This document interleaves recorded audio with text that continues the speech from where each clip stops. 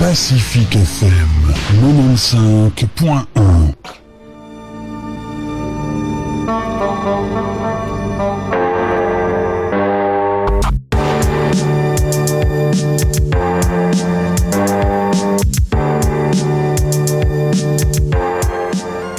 Bonjour mes petits lapins anthropophages et bienvenue dans TDS, qui n'est pas l'acronyme pour tentative de suicide, bien que nous nous lancions à corps perdu dans cette aventure radiophonique, mais l'acronyme de Talk Don't Shoot, votre nouvelle émission sur Pacific FM et qui parle de cinéma.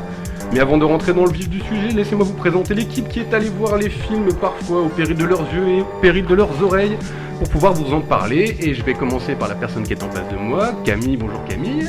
Salut. La personne juste à côté de toi, Florian. Bonjour Florian. Bonsoir. La personne juste à côté de toi, du coup, c'est Sylvain. Bonjour. Et juste à ma gauche, du coup, c'est Fabrice. Bonjour Fabrice. Bonjour à tous. Bien, et on va pouvoir passer tout doucement aux news.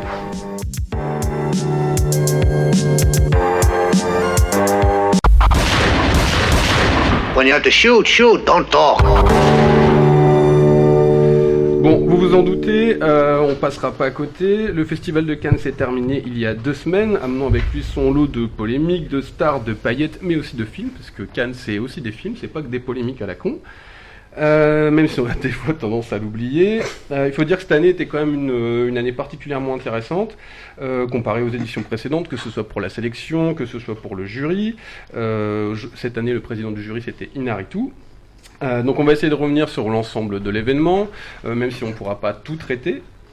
Et puis on va essayer de parler de tout ça. Je vais surtout en parler avec Florian. Oui. Ouais. Parce que toi tu as suivi quand même les films qui sont sortis en salle et qui étaient à la sélection. Alors, pas tous malheureusement, parce qu'il y a quand même énormément de films qui ont été diffusés, mais principalement The Dead Don't Die de Jim Jarmusch et surtout De l'heure et gloire d'Almodovar. Ouais, donc on peut dire que le Jarmusch, déjà, il a ouvert le festival. Ouais. Ce qui était assez inhabituel, puisque c'est un film de genre qui a ouvert le festival, un film même de genre assez particulier, puisque c'est un film de zombies. Oui, totalement. C'est la première fois, je crois, que un film de genre ouvre le festival de Cannes.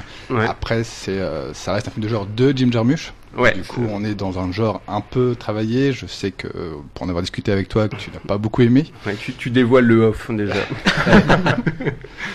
Moi personnellement j'ai pas super aimé le film, je l'ai trouvé un peu prétentieux, je vais pas mentir, je l'ai pas trouvé super drôle. Et surtout je le trouve un peu en retard comparé à certaines autres productions. Alors j'enchaîne tout de suite, mais politiquement déjà sur le film, je le trouve en fait, il essaie de se rendre très malin en essayant de rendre le zombie politique, mais finalement, c'est quelque chose que Romero faisait déjà totalement dans les années 70. Et en ce qui concerne l'humour, des films comme Shaun of the Dead, par exemple, qui sont sortis déjà il y a un petit moment, parce que c'est des films qui sont pas tout récents non plus. Je l'ai trouvé plus respectueux du genre et plus intéressant. Mais je sais que toi, t'as bien aimé quand même le concept et le film de manière générale. Ouais, alors effectivement, ça vient pas chercher Shaun of the Dead. Shaun of the Dead, ça reste un classique de la satire autour du zombie. C'est très respectueux du genre. The Dead Don't Die, c'est une blague. Alors c'est une blague, à mon sens, pas dans le côté péjoratif du film. C'est pas une mauvaise blague. Voilà, c'est pas une mauvaise blague. Une blague du genre, quoi. Exactement. C'est simplement un film qui a pas de grande prétention, qui se veut un film de potes avec Adam Driver, avec... Ouais, il faut dire qu'il y a un gros casting quand même, puisque, alors si je dis pas de bêtises, on a effectivement Adam Driver, on a Bill Murray, on a Tilda Swinton, Chloé Sevigny. C'est vraiment, pour le coup, je pense même que c'est ça qui a fait un peu marcher le film, c'est-à-dire de voir une affiche aussi énorme, et pour un film de zombies, quoi. Même si Bill Murray avait déjà donné dans le film de zombies avec Zombieland. Voilà. Ouais.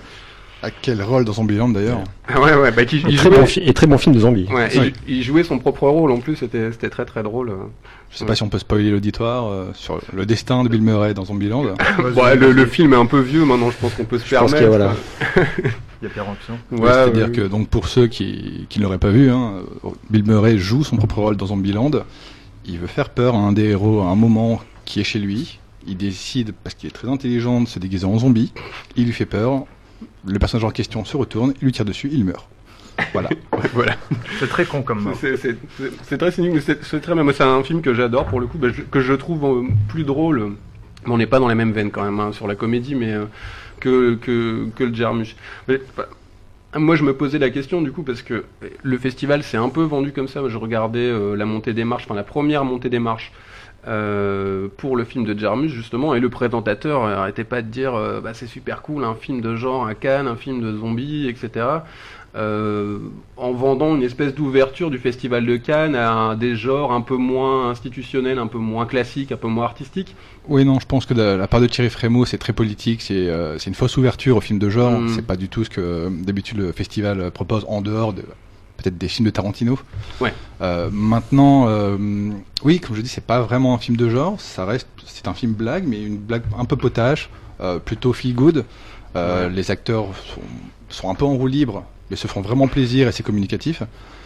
Pour ma part, c'est vraiment un film à regarder avec plaisir. Je comprends la déception, hein, parce qu'effectivement, vu l'avant-vente que le Festival de Cannes a fait avant, il y a forcément un peu de déception chez certains adorateurs du genre, mais ça, voilà, c'est potache, ça va pas marquer l'histoire. En soi, je recommande. Bon. Ok, est-ce que ça vous intéresse, vous? Je sais pas si vous avez vu passer un peu l'info. Je sais que les autres n'ont pas pu le voir, mais je sais pas si ça... Non, je l'ai pas vu. Je cherche encore à le voir désespérément. On verra si je trouve le temps. Mais personnellement, on en a déjà un petit peu parlé. Je suis plutôt fan du cinéma de Jim Jarmusch en général. J'avais beaucoup aimé. Alors je sais je crois qu'il y a des personnes qui n'ont pas aimé, mais quand il s'est attaqué au genre de vampire, son film précédent. J'ai oublié le Only Lovers Left to Die. Ouais, quelque chose comme ça. Bon, quoi qu'il en soit, voilà, avec d'ailleurs ces acteurs fétiches dont j'oubliais en plus encore les noms. Tilda Swinton et Adam Driver. Et non, c'est pas Adam Driver, la personne qui joue Loki dans Marvel. Tom Hiddleston. Tom Hiddleston, voilà. Bon, quoi qu'il en soit, j'avais beaucoup aimé la façon dont il avait traité le style de vampire. Donc là, j'étais très curieux.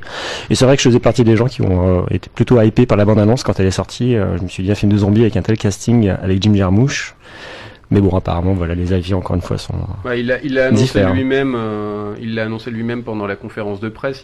Il a dit qu'il était plus à l'aise avec le film de vampire. En tout cas, que c'était un mythe qui lui parlait plus que le mythe de zombie. Bon, je vais pas lui donner. Enfin, je pourrais lui donner raison assez facilement, parce qu'effectivement, je trouve qu'on le sent pas très à l'aise avec le concept. Bli, je sais pas si toi tu t'as vu le film, si t'as un...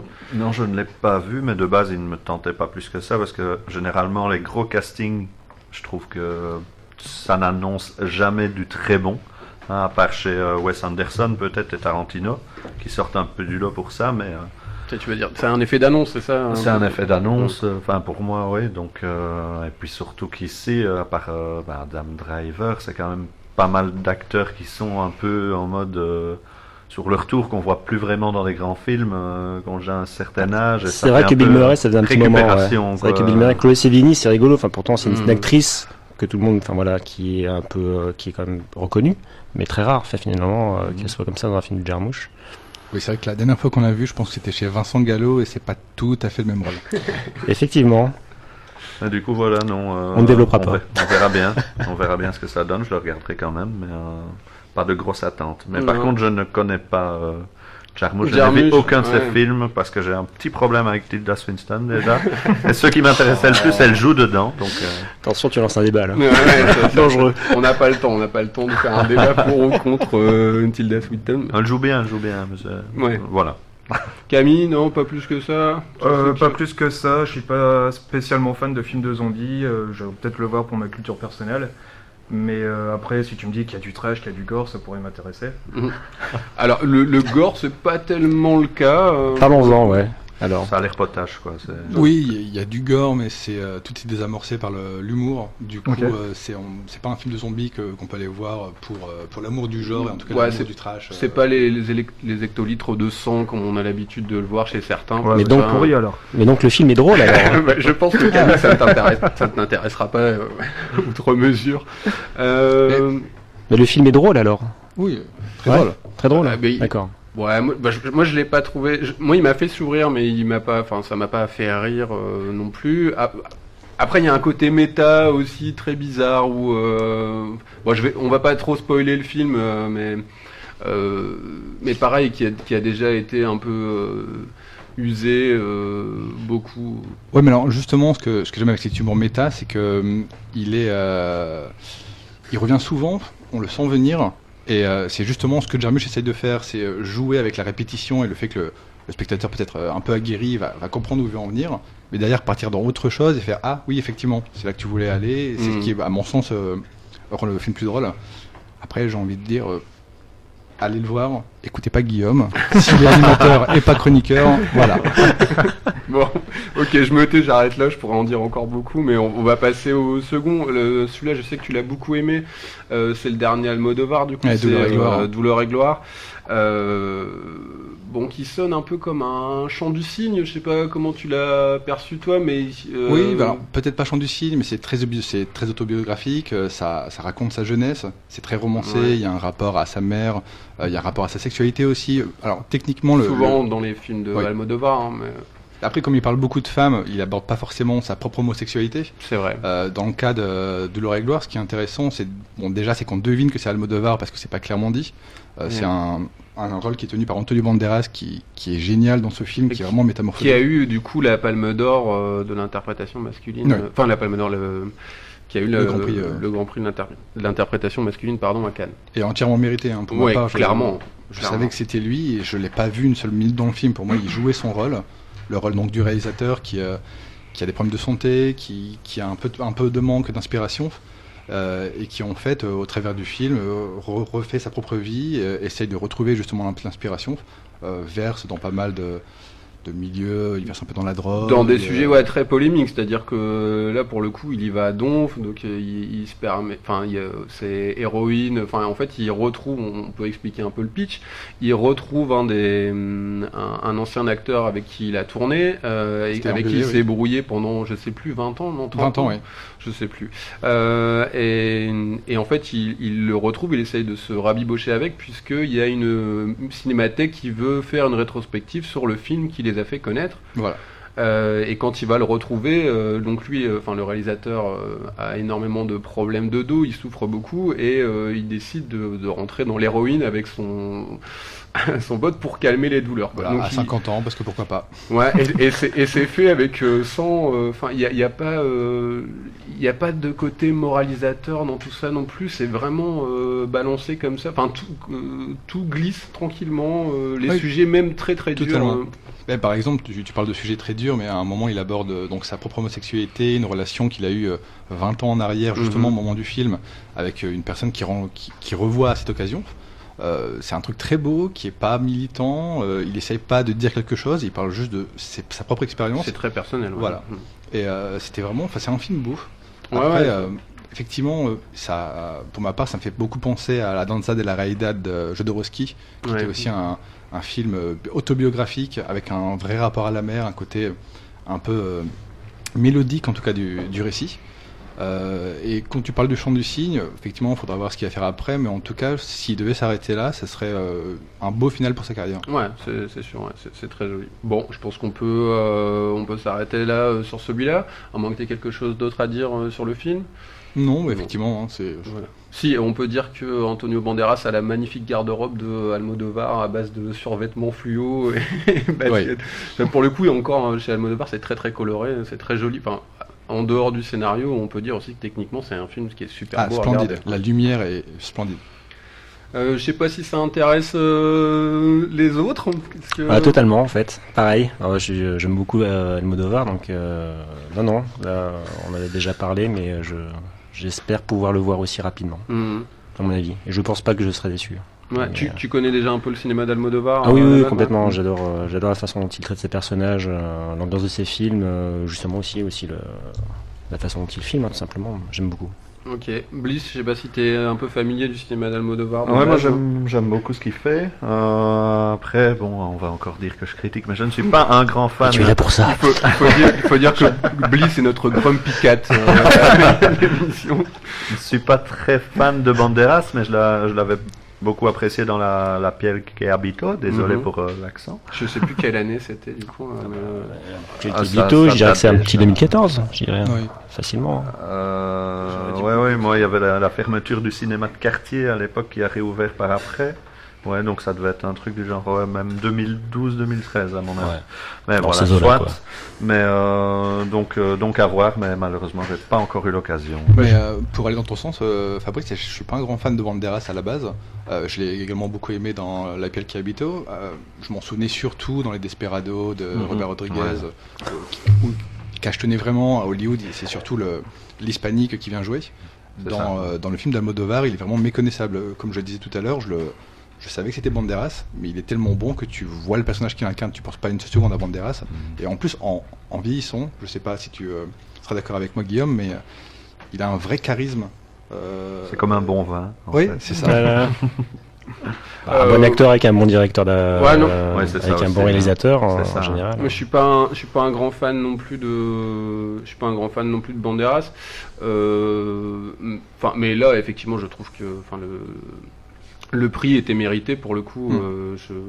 Et je pense même pour les gens qui ne connaissent pas forcément le cinéma d'Almodovar, c'est un film qui est carrément accessible. Il n'y a pas besoin de connaître spécialement la vie d'Almodovar pour aller voir le film et pour l'apprécier, quoi. C'est vraiment très accessible. Ouais. Ça serait un peu une porte d'entrée pour entrer justement dans son cinéma. Franchement, pourquoi pas. Je pense que c'est pas. C'est un film très personnel. Pour le coup, il parle énormément de lui, mais comme c'est lui et pas lui en même temps. Je pense que c'est pas une mauvaise porte d'entrée pour y arriver. Donc, pourquoi pas. C'est Camille, je sais pas si ça te tente, toi, Almodovar, je sais pas si tu connais un peu le cinéma de Almodovar. Pas du tout, malheureusement. Donc, pareil, encore pour ma culture personnelle. Tu le notes sur ta liste. Voilà, t'inquiète pas, j'ai ma petite liste, je vais noter tout ça. Te connaissant La Piel que habito, tu peux commencer par ça, à mon avis. Il te conviendra bien. Je regarde ça ce soir. Après, c'est le seul film dont il n'a pas. C'est une adaptation. En plus, La Piel que habito, c'est le seul film dont il n'a pas signé le scénario. Ouais, en général, il y a toujours des échos un peu autobiographiques dans sa cinématographie. Et c'est vrai que La Piel que habito, c'est un bon film. Un peu en dehors du contexte de ce que fait Almodovar. Mais c'est un excellent film. Que ce n'est pas autobiographique. Ouais, d'ailleurs, heureusement. Mais du coup, est-ce qu'on ferait pas le pitch de La Piel que habito pour Vas-y, je t'en prie, ça m'intéresse. Parti. Je donnerais plutôt la main à Sylvain. Tu lances le sujet. Patate chaude. Sylvain, on t'écoute. Le pitch, c'est compliqué. C'est l'histoire d'une personne qui se fait kidnapper par un médecin joué par Antonio Banderas. Et ça compliqué à développer pour pas justement donner le dénouement, parce qu'en fait tout repose sur un dénouement final qui est assez énorme. Et pourquoi tu penses que je t'ai passé la patate? D'accord, ok. Les mecs s'envoient déjà des fions dès le début de l'émission. C'est pas sympa pour la première. Vraiment, aucun respect, quoi. J'attends les croche-pattes. Allez voir le film, point. Bon, ok, on va passer à la suite. Du coup, on va parler des films qu'on n'a pas vus, parce que voilà, on est comme ça. Mais juste pour savoir, dans la sélection, on va dire même hors sélection, même la quinzaine des réalisateurs, par exemple, est-ce qu'il y a des films que vous n'avez pas encore vus, ou alors qui sont pas encore sortis, qui vous intéressent, là, qui vous hype un peu? Forcément le Tarantino. Hein. Ouais, bon, ça, je pense que tout le monde a mon avis. Qui a rien reçu, pour le coup. Non, mais d'ailleurs, il a reçu des retours critiques assez mitigés. Voilà. A priori, surtout parce qu'il prenait de grandes largesses avec l'histoire de Sharon Tate et de sa mort. Ouais, ça a déjà créé une autre petite polémique à la con, c'est déjà arrivé. Cannes, quoi. Donc, c'est la compagne actuelle de Roman Polanski, Emmanuel Seigné, je crois. Ça, qui dit que Tarantino s'est essuyé les pieds avec la vie de Sharon Tate, de Sharon Tate et de Polanski. Donc voilà. Bon, c'est des polémiques qui sont en dehors du cinéma. Polanski, c'était ça. C'est Polanski qui est actuellement plutôt blacklisté aux États-Unis pour diverses histoires qui ont eu lieu dans son passé. Voilà. Ouais. Et mais paradoxalement, Hollywood ne se gêne pas de puiser dans la vie de Polanski pour l'exploiter et donc faire un film avec un arc sur cette période de Sharon Tate. Une période. On peut rappeler vite fait donc le film de Tarantino, même si on l'a pas vu. C'est un film qui se passe à la fin des années 60, début des années 70, à Hollywood, et qui raconte l'histoire d'un acteur et de son cascadeur. Voilà. Voilà, on n'en sait pas trop, on n'en sait pas plus pour l'instant, et bien sûr casting de beau gosse quand même. Casting de beau gosse, Brad Pitt, Leonardo DiCaprio, on a Margot Robbie, je sais Al que Pacino. ouais, c'est vrai. Voilà, Margot Robbie, je sais que t'aimes bien Margot Robbie en plus. Pourquoi tu aimes Margot Robbie? Eh ben, Margot Robbie, finalement, je ne la connais pas beaucoup plus que ça. Je ne l'ai vue que dans 2 films, donc tu dois confondre. T'es sûr c'est Non. vrai Quel film? Non, je trouve qu'elle a un petit peu sauvé. Bon, il y en a beaucoup qui Suicide diront que Squad. non, mais Suicide Squad, pour moi, c'est un des seuls rôles qui passe. Oh mon dieu. Et alors que, enfin, franchement, de base, moi, à part dans allez, ça Le va Loup de pas Wall se Street. dire. Le Wall Street. Le Loup de Wall Street, où voilà, son rôle n'est pas. Elle a fait très Aitonia important. aussi. Et dans Aitonia Harding, je l'ai pas encore vu. Excellente. Ouais. Excellente Il dans paraît Aitonia. qu'elle est très Et bien. le film est très bien. Le film est vraiment très bien. Mais du coup, non, Guillaume, tu confonds. Ok, Je ne la moi, connais j'ai- pas plus que ça. J'ai dû me tromper. C'était la parenthèse Margot Robbie. Voilà. Ok. Bon, et bah écoutez, maintenant qu'on a fait un peu le tour du festival de Cannes, je pense qu'on n'aura pas le temps de faire les autres news. J'aurais bien voulu parler de la bande-annonce de ce cher hérisson bleu qui est sorti il y a pas longtemps Ah, mais là, J'aurais bien aimé en parler. On peut en parler en 1 minute. et qui a fait l'unanimité, on peut dire. Oui, n'allez pas le voir, c'est nul. Bah alors il est pas encore sorti, mais. Ouais, enfin, oui. Ah bon? Bah, c'est nul quand même. Hein. ouais, Ne non, voyez pas la bande-annonce. Déjà, ça sonne comme une grosse idée à la con, effectivement, on peut le dire. Mais bon. Camille, si tu veux dire quelque chose sur Sonic, Je ne saurais pas quoi dire, il y a tellement de choses à redire là-dessus, ça a l'air tellement pourri. Si, ce qu'on peut dire, c'est que t'as un type qui a refait la bande-annonce, mais en changeant le personnage de Sonic et en faisant lui-même un personnage qui ressemble à celui du jeu vidéo qu'on a connu sur Mega Drive et les consoles suivantes. Et en fait, cette bande-annonce qui a été refaite représente beaucoup mieux le personnage de Sonic que la bande-annonce qui a été faite pour le film. Donc à la limite, regardez la bande-annonce qui a été refaite, vous cherchez sur YouTube et ça sera beaucoup mieux. Et alors, une seconde personne a refait la bande-annonce, et c'était encore mieux, parce que Ouais. Sonic avait la tête de Nicolas Cage. Ah oui, j'ai vu cette fameuse. Ah écoute, je ne savais pas, mais ça m'intéresse beaucoup. C'était génial. Bon, qu'est-ce qu'on peut dire d'autre? Si le réalisateur et la boîte de production ont annoncé quand même dernièrement qu'ils allaient refaire le film vu le tollé qu'ils se sont pris sur. Remplacer le personnage de Sonic en fait. Ouais. Totalement. refaire les effets Je sais spéciaux. pas s'ils vont remonter le film, mais en tout cas, ils vont refaire intégralement le personnage. Avec Jim Carrey, on peut le dire. Hein, En Jim Dr. Carrey, Robotnik. C'est vrai. Dr. Robotnik. Bah que je trouve Exactement. pas mal finalement dans la bande-annonce, j'ai trouvé qu'il était pas mal Jim Carrey en Robotnik. Tu C'est sens- la moustache, hein, Ouais. Camille. Ouais, c'est la moustache. tu sens quand même la réunion marketing où les mecs se sont dit bon alors les gars qui jouaient à Sonic dans les années 90, qu'est-ce qu'il y avait comme acteur qui les a fait kiffer? Mais c'est un peu ça, ouais. C'est étonnant de trouver Jim Carrey parce que là, il a été complètement hors radar. Ouais, et là, oui. Ça sonne comme un miscast complet quoi. À revenir comme ça par la porte de derrière et par un film comme Sonic, c'est un peu c'est vachement risqué pour une carrière. Ouais, j'avoue. C'est sa fin de carrière d'ailleurs. C'est son barreau d'honneur. Ouais, ce sera peut-être la fin de Jim Carrey. Qui fait plus grand chose maintenant, il peint beaucoup, je crois. Si je dis pas de Son bêtises. documentaire sur Netflix aussi. Excellent documentaire. Excellent. En écoutant toujours du Cannibal Corpse. Mais du coup, Guillaume, puisqu'on parle de Sonic et d'une adaptation assez mauvaise, en tout cas a priori, est-ce qu'on a le temps de parler de Détective Pikachu? Bon, on peut en toucher un mot là maintenant si tu veux, à moins qu'on le fasse dans la deuxième partie de l'émission, mais. Oh bah, c'est toi le chef. Bon. Et pourquoi pas du Super Mario des années 90. Bah, on est, Ça, on on est- va éviter. Bah, pour moi, on est à peu près au même niveau. Hein. Peut-être pas au niveau des effets spéciaux, mais Ça avait l'air mieux dans Super Mario. on en parlera après. De toute façon, on va enchaîner. Une fois maintenant on a fait un peu le tour du Festival de Cannes, on a parlé de 2-3 trucs. On va passer à la sortie salle. On a 3 films à traiter. On a Parasite de Bong Joon-ho, donc on rappelle qu'il a Palme d'Or, qui a eu la Palme d'Or au Festival de Cannes. On a Rocketman qui était aussi sur la croisette. Le dernier, c'est John Wick 3, donc le 3e volet de John Wick.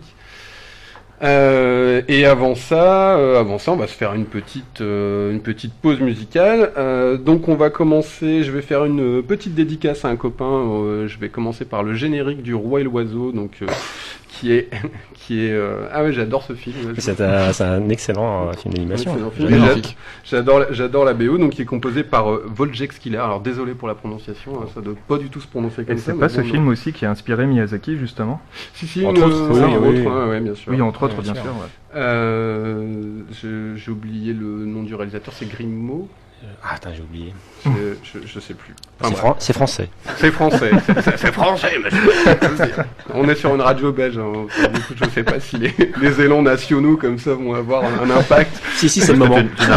Tu n'as pas dit d'ailleurs, hein, quand même 4 Français, 1 Belge Ouais, dans voilà. une radio belge. Tu es un petit peu notre Je suis en minorité. Ouais, voilà, c'est ça. Tu nous permets de sauver la face un petit peu dans cette Ouais, radio. je pense que mon accent rattrape Oui, la quantité. voilà, hein. c'est ça. C'est surtout notre excuse pour être diffusé.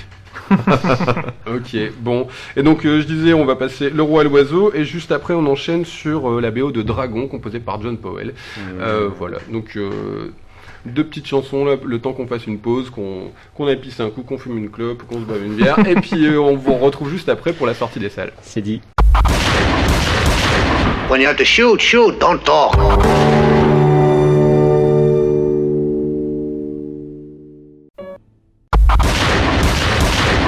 Et c'est très joli. Encore.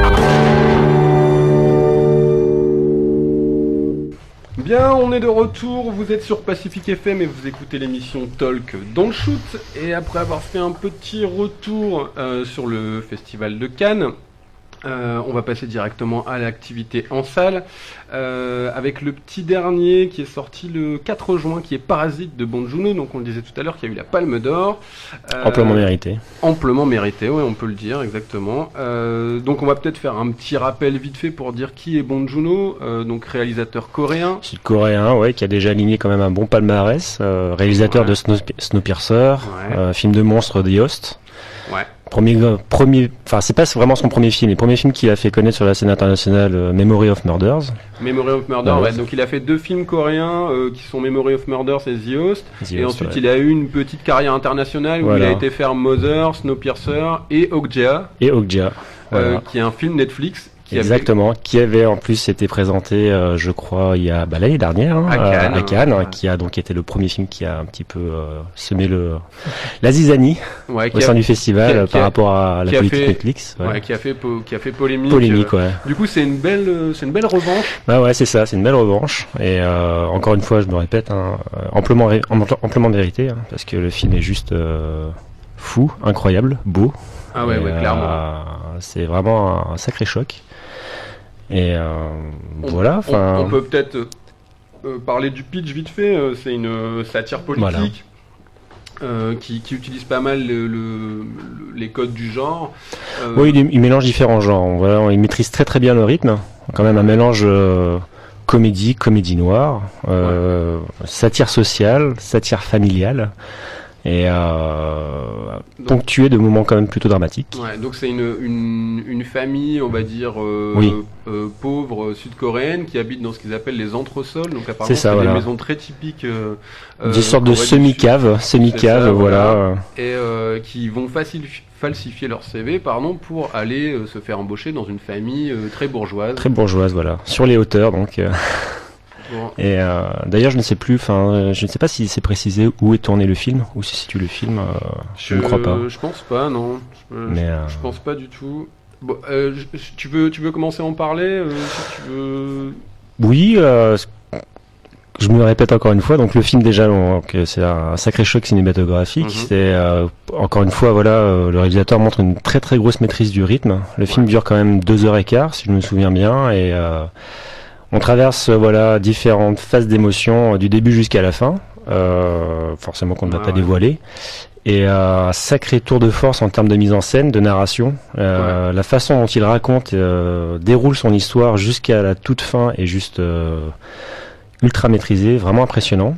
Ouais. Et les acteurs, tous, que ce soit premier rôle ou second rôle, tous les acteurs sont juste incroyables. Enfin... J'ai oublié de nommer le nom de l'acteur, mais qui est l'acteur fétiche de Bong Joon-ho, qui joue dans une grosse majorité de ses films. Je sais plus le nom de cet acteur. Si quelqu'un s'est retrouvé ça sur son smartphone, on le redira tout à l'heure. L'acteur qui a joué dans non pas Oldboy, mais qui a joué dans The Host. Qui a joué dans The Host, qui a joué dans Snowpiercer aussi. Snowpiercer aussi, voilà. L'acteur Shader fétiche, aussi, je pense. Voilà. Et ce qu'on peut en dire déjà, c'est que, c'est un superbe formaliste pour le coup. C'est quelqu'un qui maîtrise extrêmement bien la mise en scène et qui sait. C'est juste. Pour moi, il est vraiment dans la filiation Hitchcockienne à certains moments dans le film. Pour le coup, enfin, je trouve que c'est son film. Oui, un travail des plans très, en plus un travail du cadrage et des plans qui est très très très esthétique. Ouais, enfin, on a vraiment et de la mise en tension constante. Complètement. Où voilà, le film est vraiment fait comme un film de suspense. À la différence de Hitchcock, c'est que lui, par contre, ne va pas dévoiler les intrigues tout de suite afin de te mettre en tension. Le film commence. De manière très intéressante, c'est-à-dire qu'il va nous mettre très à l'aise au début. On peut le dire, le film commence comme une comédie. Ouais. On a l'impression d'être vraiment sur une comédie familiale et on ne sait pas trop où en fait le réalisateur va nous amener, mais après au fur et à mesure il nous tient par la main et nous amène jusqu'à un déroulement progressif, pas brutal mais totalement progressif jusqu'à la toute fin. C'est pas vraiment des twists, mais il y a des retournements de situation. Voilà, il y a des retournements de situation qui sont très intéressants, là, il y a très surprenants. Des montées crescendo quand même. Exactement, des ruptures de ton aussi qui sont très bien gérées justement. On peut passer vraiment de la comédie noire à quelque chose de beaucoup plus violent. Et encore tout cela vraiment porté par des acteurs qui sont juste dingues, quoi. Vraiment. Florian, tu veux intervenir? Non, oui, on parlait de genre tout à l'heure et Bong Joon-ho est surtout connu pour faire des films de genre, que ce soit Snowpiercer, Okja à sa manière. Est-ce qu'on peut considérer, moi qui l'ai pas vu, que Parasite est également un film de genre, donc qui a eu la Palme d'Or ou pas du tout? Oui, clairement. Totalement, clairement, il l'a même dit dans la conférence de presse. Il a dit que, comme il l'a dit lui-même, il utilise le genre, mais il n'utilise pas forcément les tropes du genre. Voilà. C'est-à-dire que on n'est pas dans la caricature ou dans le. Il l'a dit lui-même, il aime pas reprendre les us et coutumes assez usités et parfois un peu caricaturales. Et lui, il va rentrer avec le genre. Et par contre, il en fait une comédie politique et sociale. Et c'est ce qu'il fait avec tous ses films. Hein. Quand tu regardes The Host, on est sur un film donc du genré de monstres, mais en fait, le propos du film n'est pas vraiment autour du monstre finalement. On a vraiment une critique et on est encore sur des thèmes qu'il exploite dans Parasite, un thème sur la critique de la société et aussi une belle analyse du noyau familial. Et franchement, c'est des thèmes qu'on retrouve dans Okja, c'est la même chose finalement. Et, alors, tu veux intervenir, Florian, dis-moi. Oui, en fait, je me faisais la réflexion que, pourquoi je n'ai toujours pas vu Parasite depuis il y a 2 minutes, mais la critique la critique sociétale est quelque chose qui revient beaucoup dans le cinéma coréen. On prend par Chan-wook, Old Boy par exemple, c'est quelque chose qui quand même est vraiment un vrai coup de poing par rapport à ce qui se passe dans le pays. J'ai entendu parler du fait que dans Parasite, il y avait même une parallèle faite avec la Corée du Nord. Voilà, il y a une. Disons qu'il y a une parenthèse amusante. Ouais, alors mais vraiment très amusante. C'est difficile de le dire sans spoiler, mais on va juste dire qu'il y a une parenthèse. Ça serait vraiment dommage de raconter ce passage-là. Mais le passage est vraiment amusant et je trouvais le passage quand même vachement osé. Enfin, pour un film sud-coréen avec le contexte politique et actuellement ce dont on parle de la Corée du Nord. Enfin. Ok. Je vais en dire 2-3 mots aussi. Il fait un truc assez intéressant, je trouve, dans la scénographie du film. Comme on disait tout à l'heure, il y a la famille Park, si je dis pas. Non, c'est pas la famille Park, je sais plus comment s'appelle la famille. Bon, c'est J'ai une très mauvaise mémoire des noms en général. C'est pas très intéressant. C'est Park ou Kim. Ouais, voilà, ou Oh ou Jung-ho. Ouais. Kim quelque chose. Et donc qui habite dans ce qu'on appelle les entresols. C'est ça, ouais. Et tout le film va nous montrer au fur et à mesure qu'ils vont monter, qu'ils vont faire une espèce d'ascension sociale. Ouais. On va passer par des escaliers, etc. Et donc il y a vraiment un jeu à chaque fois qui n'est pas, c'est pas explicité avec des mots, c'est vraiment fait visuellement à l'image où on voit l'ascension sociale, pardon. C'est vraiment ou la descente, justement. Jusqu'à arriver carrément même dans les abîmes sans spoiler. Ah non, mais complètement. Ouais. Bon. Et en plus de ça, donc il y a vraiment. Tout à l'heure, tu parlais du des tons assez politiques qu'il y a dans le film de Bong Joon-ho. Il faut rappeler que c'est un militant de gauche, qu'il a d'ailleurs été sur liste noire dans son propre pays, parce que d'où cette parenthèse de carrière américaine. Voilà, que c'était assez compliqué. Enfin, ça a été très compliqué pour lui. Et d'ailleurs, la fin du film, sans la spoiler, elle a quelque chose de très pessimiste et en même temps de très militante, c'est-à-dire que il ne ferme pas, il ne ferme pas en disant bon c'est fini, on pourra plus rien faire, etc. Il donne une note d'espoir, même s'il explique que ça va être très compliqué. Moi personnellement, c'est vraiment tout ce que j'aime au cinéma. C'est exactement ça. Il y a tout. Il y a, comme on l'a dit, voilà, entre les acteurs, la direction d'acteurs, la photo, le cadrage, la musique, la façon dont l'histoire se déroule, enfin la narration du début jusqu'à la fin, enfin j'ai trouvé en tout cas là je ne réussis pas à trouver de défaut là, immédiatement quand on a dit. Non, c'est vrai que personnellement très beau film, ouais. Super film. Bliss, je sais pas si ça te donne envie du coup d'aller voir, tu m'avais dit que tu serais bien motivé, malheureusement il sort pas en Belgique, pas tout de suite. Ouais voilà, il ne sort pas tout de suite, donc forcément je ne l'ai pas encore vu, mais moi j'aime déjà beaucoup ce qu'il fait, je suis un gros fan de cinéma coréen, que malheureusement j'ai découvert il y a trop peu d'années, grâce au Festival du film fantastique de Bruxelles, le fameux BIF. Le BIF, ouais. Et voilà, de base j'aime pas trop le cinéma asiatique, mais je suis assez fan de cinéma coréen, et le pitch me donnait vraiment envie, et j'ai adoré Okja, Snowpiercer aussi, même si je trouve qu'Okja est bien au-dessus. Mais donc voilà, j'attends. Et puis La Palme, comme on le disait tout à l'heure, belle vengeance par rapport à l'histoire Netflix. C'est... Voilà. Déjà, on peut dire que on parle pas mal du cinéma coréen. Là, on va peut-être faire expliquer un peu pour les téléspectateurs, mais il faut dire que Bong Joon-ho avec Park Chan-wook sont les deux têtes de proue de ce qu'on a appelé la nouvelle vague coréenne, qui a commencé au début des années 2000. Kim Ji-woon aussi. Et Kim Ji-woon, voilà, et qui est un cinéma qui a un peu balayé la vieille école et qui est rentré pas mal dans le polar, très hard-boil, pas mal inspiré du cinéma hongkongais des années 90. Cinéma d'exploitation, j'ai rencontré le diable, je sais pas si vous avez vu, c'est juste incroyable, voilà. Magnifique quoi. Quelqu'un voulait intervenir, je ne sais plus. Non, j'ai juste, excusez-moi, juste vous demander si vous saviez du coup pour les spectateurs quand sortait le film en Belgique. Non, moi je n'ai pas trouvé de date. Pas vu la date à mon avis, ça sera cet été, je pense bien, mais j'ai pas trouvé de date. Okay. Ce qui me semble assez bizarre d'ailleurs de ne pas être tombé sur un si gros nom du coup de film. Mais voilà. Non, sur Bong Joon-ho, je souscris effectivement à tout ce qui a été dit. Pour ma part, j'aime beaucoup Okja, notamment pour son rapport à l'animal, son côté un peu vegan entre guillemets. Totalement vegan. Film militant écolo. C'est un film de vegan. Vegan, ouais, on peut dire. Moi, je l'ai pas trouvé pompeux parce que je suis pas toujours très gentil avec les vegans. mais même si je respecte, pas de souci, mais pour le coup, ça m'a pas saoulé, quoi. J'en parlerai peut-être tantôt deux mots. Il n'y a pas un côté moralisateur un peu trop pompeux, c'est ça que tu veux dire? Ouais, non, moi j'ai pas trouvé. En tout cas, c'est pas ce qui m'a marqué en premier. Justement, je trouvais que c'était bien d'en parler de cette manière-là, que c'était bien amené.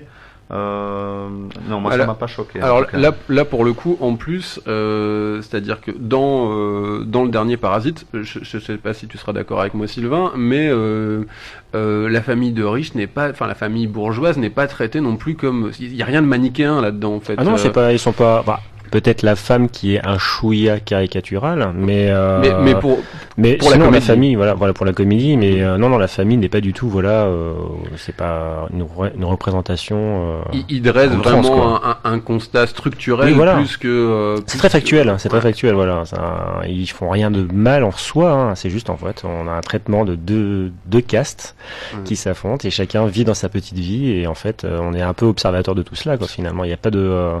Et ça va même au-delà, c'est-à-dire que on pourrait, dans ce genre de film, c'est très facile de céder aux trucs un peu misérabilistes où complètement, les gentils pauvres, les méchants riches, et en fait il va même retourner un peu ce genre de situation. Alors sans vouloir en dire trop, mais à un moment donné, on se retrouve avec des personnes faisant partie de la même classe sociale et qui devraient plutôt s'entraider et qui finissent par se mettre sur la tronche, quoi. Donc clairement, pour le coup, je trouve que le film miroir vraiment de ce film, pour moi, c'est Snowpiercer, qui est la version plus pop, plus délurée, plus cinglée, plus américaine, plus anarchiste, enfin plus comic book, quoi, oui, clairement. Mais c'est vraiment le même sujet, c'est traité de la même façon, même si Snowpiercer a été un peu traité à une période comme un film un peu débile, où on comprenait par-dessus la jambe, on se dit bon, c'est un film avec des mecs dans un train, ils font une révolution, point barre. C'était quand même beaucoup plus intelligent que ça. Ah oui, pas du tout. Snowpiercer, c'est tiré d'une bande dessinée française, non? C'est ça? C'est ça, oui. Franco-allemand, non, c'est pas ça? Je serais incapable de le dire. Mais effectivement, oui, il y a des Français qui il y a des Français dans le... Tu peux faire un petit élan national. Je pense que l'auteur, quitte à me répéter, finalement, quand tu regardes le cinéma du réalisateur, sa cinématographie, on est toujours sur des affrontements, quels qu'ils soient, sur différents types de classes. Tu vois, quand tu regardais Memories of Murders, on est là, la confrontation entre le flic des villes avec le flic de la campagne. Snowpiercer, le message il est clair au niveau de la lutte des classes. Clairement, ouais. Et Okja, finalement, les personnes de la campagne qui vivent dans leur jungle, etc., et qui se retrouvent confrontées à la vie en ville avec tout ce qui est sur le capitalisme. Il y a toujours des affrontements de valeurs, de lutte de différentes classes finalement dans son cinéma. Et Okja qui traite comme un conte du coup plus. Il y a plus on est plus sur quand même un conte ludique, quelque chose d'assez ludique, un conte un peu enfantin, mais avec un beau message. Ouais, carrément, c'est super joli. Je l'ai trouvé super touchant. Là, justement, on est sur un jeu d'acteur un peu plus outrancier. Tu vois, quand on voit Tilda Swinton ou sinon, clairement, Jake Gyllenhaal, on est vraiment plus sur une sorte, plus une histoire un peu pour enfants, très outrancière, très, un peu plus manichéenne, justement, dans les traitements, Les méchants sont vraiment très méchants et les gentils sont mignons. Justement, parce qu'il y a un côté contre. Oui, Florian, tu veux dire quelque chose? Non, je voulais juste dire que du coup, c'était d'autant meilleur que Fabrice a aimé malgré Tilda Swinton. C'est vrai. Figure-toi que j'ai oublié qu'elle était dedans. Qui est aussi dans Snowpiercer d'ailleurs. Juste, super rôle dans Snowpiercer, moi j'ai trouvé. Tilda Swinton est une très bonne actrice. Elle a fait un peu des, c'est une bonne actrice. Un peu des rôles à dentier pendant un petit moment où elle mettait beaucoup de prothèses de visage. Dans les derniers Suspiria, elle a un rôle très étonnant. J'ai pas encore vu le dernier Suspiria. Pour le coup dans celui-là. C'est assez bien passé. Mais justement, peut-être parce qu'on la reconnaît pas justement. Juste en toucher un petit mot, moi c'est plutôt, je pense qu'on a tous ça un peu, que ce soit avec un artiste, un musicien ou un acteur. Moi j'appelle ça le délit de sale gueule. Il y a un truc qui passe pas, quoi. Moi, mon père par exemple a ça avec Vincent Cassel. Je trouve que c'est un des meilleurs acteurs français. C'est personnel.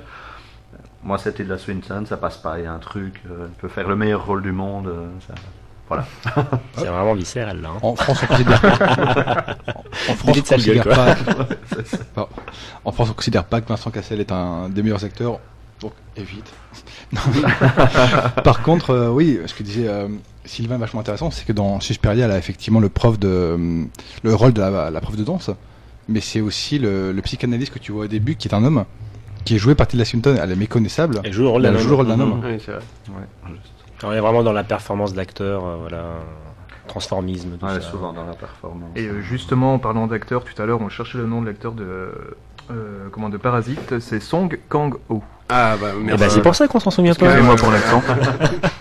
C'est pas toujours évident. J'avais préparé la bande-annonce de Parasite et puis en fait, vu qu'il y avait que du coréen, je me suis dit que ça allait être un peu compliqué. T'aurais pu lire les sous-titres en même temps. Voilà, c'est une traduction en direct. Pas très radiophonique tout ça, mais bon. Je pense qu'on a fait le tour, à moins que vous ayez d'autres choses à dire. Allez le voir, tout simplement. Allez le voir, je pense que c'est l'un des films, si ce n'est le film le plus intéressant actuellement. Du moment. C'est un grand film et un très très beau film. Voilà. Ok, bon. On va passer à la suite. Et la suite, il était aussi sur la croisette. C'est Rocketman de Dexter Fletcher, qui est un biopic sur la vie de Elton John. Alors je sais pas si de base c'est le genre de pitch qui vous fait kiffer. Bref, donc on peut en dire vite fait deux mots. C'est avec Taron Egerton dans le rôle d'Elton John, Jamie Bell, Bryce Dallas Howard, et à la réalisation, donc je le disais tout à l'heure, c'est Dexter Fletcher. Dexter Fletcher qui a été parachuté dernièrement sur un biopic assez récent, donc sur le biopic de Freddie Mercury qui s'appelait Bohemian Rhapsody. Voilà. Et puis pour la petite anecdote, c'est pas la première fois que l'univers du chanteur arrive au cinéma, puisque outre le fait que dans le Baz Luhrmann, Moulin Rouge de Baz Luhrmann, il me semble qu'il y a une chanson d'Elton John, et en plus il a fait un long caméo dans le deuxième opus de Kingsman. Je sais pas si vous vous rappelez de Kingsman 2. Ok, oui. Et ben étrangement, celui-ci ne m'a pas trop marqué. Alors je l'ai vu, mais le premier m'a plus marqué que le numéro 2. Voilà. Mais donc Kingsman 2, dont le personnage principal est joué par Taron Egerton, Oui. qui joue là Elton John. Bon, alors qu'est-ce que t'en as pensé, Bliss, parce que toi, je sais que t'as vu le film. Ah oui, moi j'ai beaucoup aimé. Ouais. Pourtant ça partait mal, hein. Elton John, une comédie musicale. Ah, tu n'aimes Alors, pas trop les comédies Il y musicales. a quelque chose que je déteste plus que Tilda Swinton, c'est les comédies musicales. Il faut le savoir. Alors imagine une comédie musicale avec Tilda Tilda Swinton. Du coup, mes grandes surprises, en fait, en termes de mise en scène, il y a des idées géniales, très très métaphoriques par rapport à l'état. Donc à l'état du personnage d'Elton John par rapport à certaines périodes de sa carrière, le fait qu'il soit projeté à un moment très vite sur le devant de la scène, qu'il soit dépassé par ça et donc que les problèmes commencent avec la drogue, l'alcool. Et voilà, il y avait vraiment des très bonnes idées, un côté très pop qui rentre bien dans l'univers musical d'Elton John, qui pour le coup, je pensais que je connaissais vachement moins que ça, mais il y a quand même pas mal de titres. On se surprend à chanter très facilement pendant la séance où on connaît beaucoup de chansons finalement. Ouais, c'est ça, finalement. Et alors pour le coup, forcément la comparaison avec Bohemian Rhapsody, elle est directe parce que déjà en termes de sortie, c'est à quelques mois près. Mais alors là, je pense que ça va être complètement subjectif, quoi. Mais côté émotion, j'en ai plus ressenti en voyant Bohemian Rhapsody. J'en ai pas réellement eu ici sur ce film parce qu'il y a un côté un peu drama qui traîne, je trouve, trop en longueur. Qui était moins présent dans le biopic sur Queen. Ouais. Donc ça m'a un peu gêné. Mais par contre, techniquement, je le trouve bien au-dessus. Mais c'est peut-être juste que tu préfères déjà de base Freddie Mercury à Elton John. Peut-être que la musique a joué, du coup, oui, forcément. Je pense et que même ça a dû jouer. le personnage que tu trouves peut-être plus intéressant. Peut-être que la vie du personnage de Freddie Mercury est plus intéressante que celle d'Elton John. Oui, parce que finalement c'était assez classique, quoi. C'est ça qui m'a un peu ennuyé au bout d'un moment dans le film, c'est que c'est la star qui commence à avoir des problèmes d'alcool parce qu'il est dépassé par sa carrière et par un passé pas très glorieux, notamment par rapport à son père. Sinon, le côté justement comédie musicale, j'ai trouvé que c'était très mal rythmé. Je sais pas ce que tu en as pensé, Guillaume. À un moment, alors là, on retire le fait que j'aime ou que je n'aime pas les comédies musicales. C'est qu'à un moment, on a l'impression que c'est complètement oublié.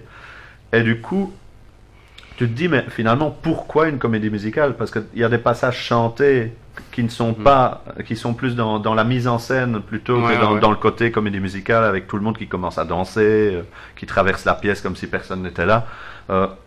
Et donc j'ai pas compris cette rupture à un moment au milieu de film. Et pendant au moins 20 minutes, ça n'existe plus. Donc moi j'ai trouvé qu'il y avait un problème de rythme par rapport à ça. Mais dans l'absolu, un très bon moment, une très belle surprise. Et, alors, en termes de rythme, effectivement, je pense qu'il y a quelques problèmes. Avant d'arriver là-dessus, on peut peut-être expliquer vite fait pourquoi Dexter Fletcher s'est retrouvé sur Bohemian Rhapsody. On sait que c'était Bryan Singer qui devait faire le biopic sur Queen, et qui a eu des problèmes en particulier avec MeToo, enfin des trucs qui sont revenus sur les voilà. Ouais. Et donc du coup Dexter Fletcher a été envoyé en catastrophe pour finir le film. Et malgré tout, c'est quand même Bryan Singer qui est crédité, il me semble, à la réalisation. Ah oui, il est toujours crédité, c'est ça. À savoir d'ailleurs que Dexter Fletcher était pressenti avant même Bryan Singer pour réaliser le film. Finalement, là, il est revenu vers la fin, même s'il n'est pas crédité. Mais entre ce que tu nous dis, Fabrice, et ce qu'a donné malheureusement Bohemian Rhapsody, j'ai l'impression qu'il est pas très heureux avec les choix des biopics qu'il a fait récemment. Il a été cadenassé, on peut le dire un petit peu, dans des logiques de studio pour Bohemian Rhapsody, parce qu'il est arrivé un peu en cours en cours de réalisation.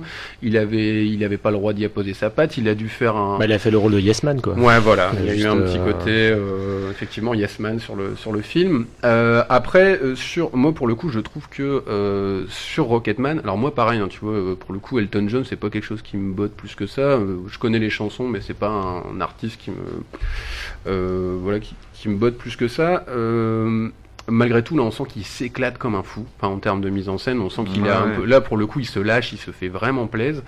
Même si je trouve que le film passe par tous les passages obligés du biopic, quoi. C'est-à-dire en particulier du biopic rock. Donc, on a le classique, c'est découverte de la musique, premier succès, consécration, déchéance. Enfin bref, on a le classique. Par contre, ce que je trouve intéressant, tu le disais tout à l'heure, en termes de mise en scène, il y a vraiment, il fait vraiment des choix très particuliers. On peut parler de la première scène, par exemple, où on a l'impression qu'il va arriver sur scène. C'est la première image du film. Il dégomme des portes comme s'il allait faire un show. Il est habillé en diable rouge à paillettes, enfin un diable à la Elton John, quoi. Et en fait, il se retrouve dans une séance d'alcoolique anonyme, enfin en tout cas de. Oui, c'est ça. Enfin voilà. Et donc. Il y a vraiment un truc comme ça, et en fait on va comprendre que ce qu'on va voir, le film, c'est des flashbacks racontés par Elton John lors de sa séance, et malgré tout en fait tu comprends que c'est complètement fantasmé, quoi. C'est vraiment un truc, donc tu disais tout à l'heure, il y a un petit côté ça en fait trop dans le drama, etc. Mais je trouve que le film assume complètement son côté comédie musicale, etc., quoi.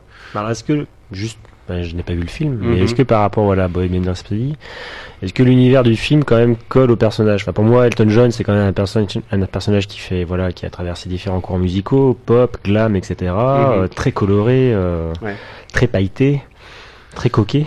Et en fait, grosso modo, est-ce que le film aussi visuellement colle un petit peu à l'image du personnage finalement? Moi, je trouve complètement. Après, je connais pas Elton, par cœur, hein, mais de ce que j'ai pu en voir, de ce que j'ai pu voir des images live ou des trucs sur sa vie, clairement, on est en plein dedans, quoi. Et la mise en scène aide à encore vraiment en rajouter par rapport à son personnage, haut en couleur. Moi, je trouvais que c'est bien déjà très respectueux. Voilà, c'est bien d'avoir déjà travaillé la forme pour ce type de scénario, finalement, pour un biopic. Après, il était producteur sur le projet, mais apparemment, il en est resté assez loin. Mais bon, je suppose qu'il est bien passé un peu un moment pendant la production pour dire c'est bien. C'est peut-être le bémol que je mettrais sur le film, c'est qu'il ressemble plus à une autobiographie qu'à une biographie. C'est-à-dire qu'on a, avec tout ce que ça comporte comme mensonge, exagération, arrangement avec la vérité, à un moment donné, il a quand même cette figure de génie maudit. Et alors, il est montré comme un salaud. Hein, on le disait tout à l'heure, il arrive en diable, etc. Et en fait, il va se déshabiller au fur et à mesure du film. Il va enlever son costume de diable, donc il enlève les cornes, il enlève les ailes, etc. pour redevenir la personne qu'il était avant.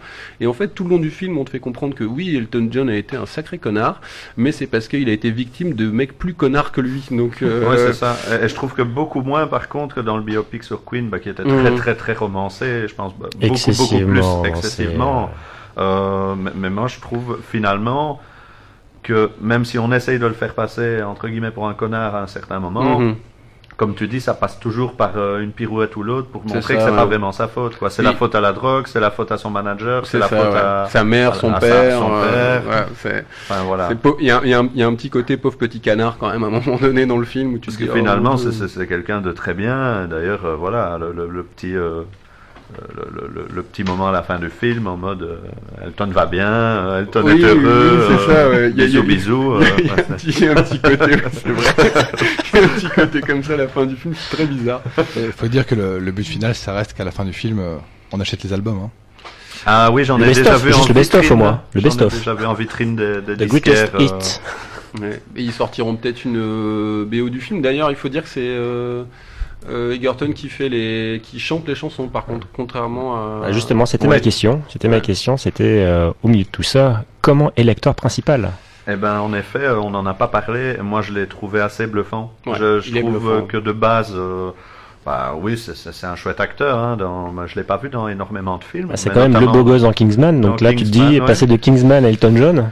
Ça n'a rien. Oui, c'est sûr que ça n'a rien à Bon, voir. alors après c'est pareil. Je trouve même physiquement. Physiquement, oui. Ça c'est impressionnant. Je trouve. Ça pourrait être un miscast parce qu'effectivement, tu vois Elton John, tu le regardes, tu te dis pas que c'est pas une statue grecque le gars quoi. Donc le fait d'aller chercher une espèce de gosbo comme ça pour aller jouer le rôle, tu te poses un peu la question. Mais en fait le mec a vraiment fait un rôle de composition, ça passe très très bien. Bon effectivement moi je vois pas spécialement Elton John quand je regarde le film. Non parce qu'en plus le personnage joue Elton dans une période où il est déjà beaucoup plus âgé. Ouais. Et bon là à ce moment-là tu te doutes bien que non il lui ressemble pas. Ils n'ont pas exagéré sur les maquillages etc. Ce qui est tant mieux je pense. Oui. Ouais. Il y a pas de prothèse un peu gênante. Oui c'est ça. Rami Malek c'est toujours On ne parlera pas de... À quel film veux-tu faire référence? On a l'impression que la personne sait plus parler et articuler correctement. Bon. Rami Malek. On n'en dira rien. Du coup, ouais, moi il y a quand même deux choses, surtout sur la forme, qui m'ont intéressé. C'est que, bon, je disais tout à l'heure, on passe par les étapes classiques. Et à un moment donné, le film commence de façon très grisâtre. Où on a l'enfance d'Elton John, et puis plus ça va aller, donc plus il va devenir connu, etc. Et plus il va rentrer dans la dépression. Et bizarrement, le film va faire un changement colorimétrique, c'est-à-dire que plus il va mal et plus les couleurs sont chatoyantes, plus les costumes sont déglingos, plus le montage est fou. Tout à l'heure, tu parlais du montage et des effets de mise en scène, mais effectivement, on a des cuts très rapides entre les scènes parce que comme il prend beaucoup de drogue, il sait plus trop où il est à un moment donné. Et donc pour nous faire comprendre que que sa vie devient très hachée, on passe d'une chambre d'hôtel à un avion de façon, à un moment il se transforme carrément en feu d'artifice. Mais est-ce que ça serait pas une façon de nous faire comprendre que le personnage qui s'est construit haut en couleur est justement un personnage censé le protéger de sa propre dépression?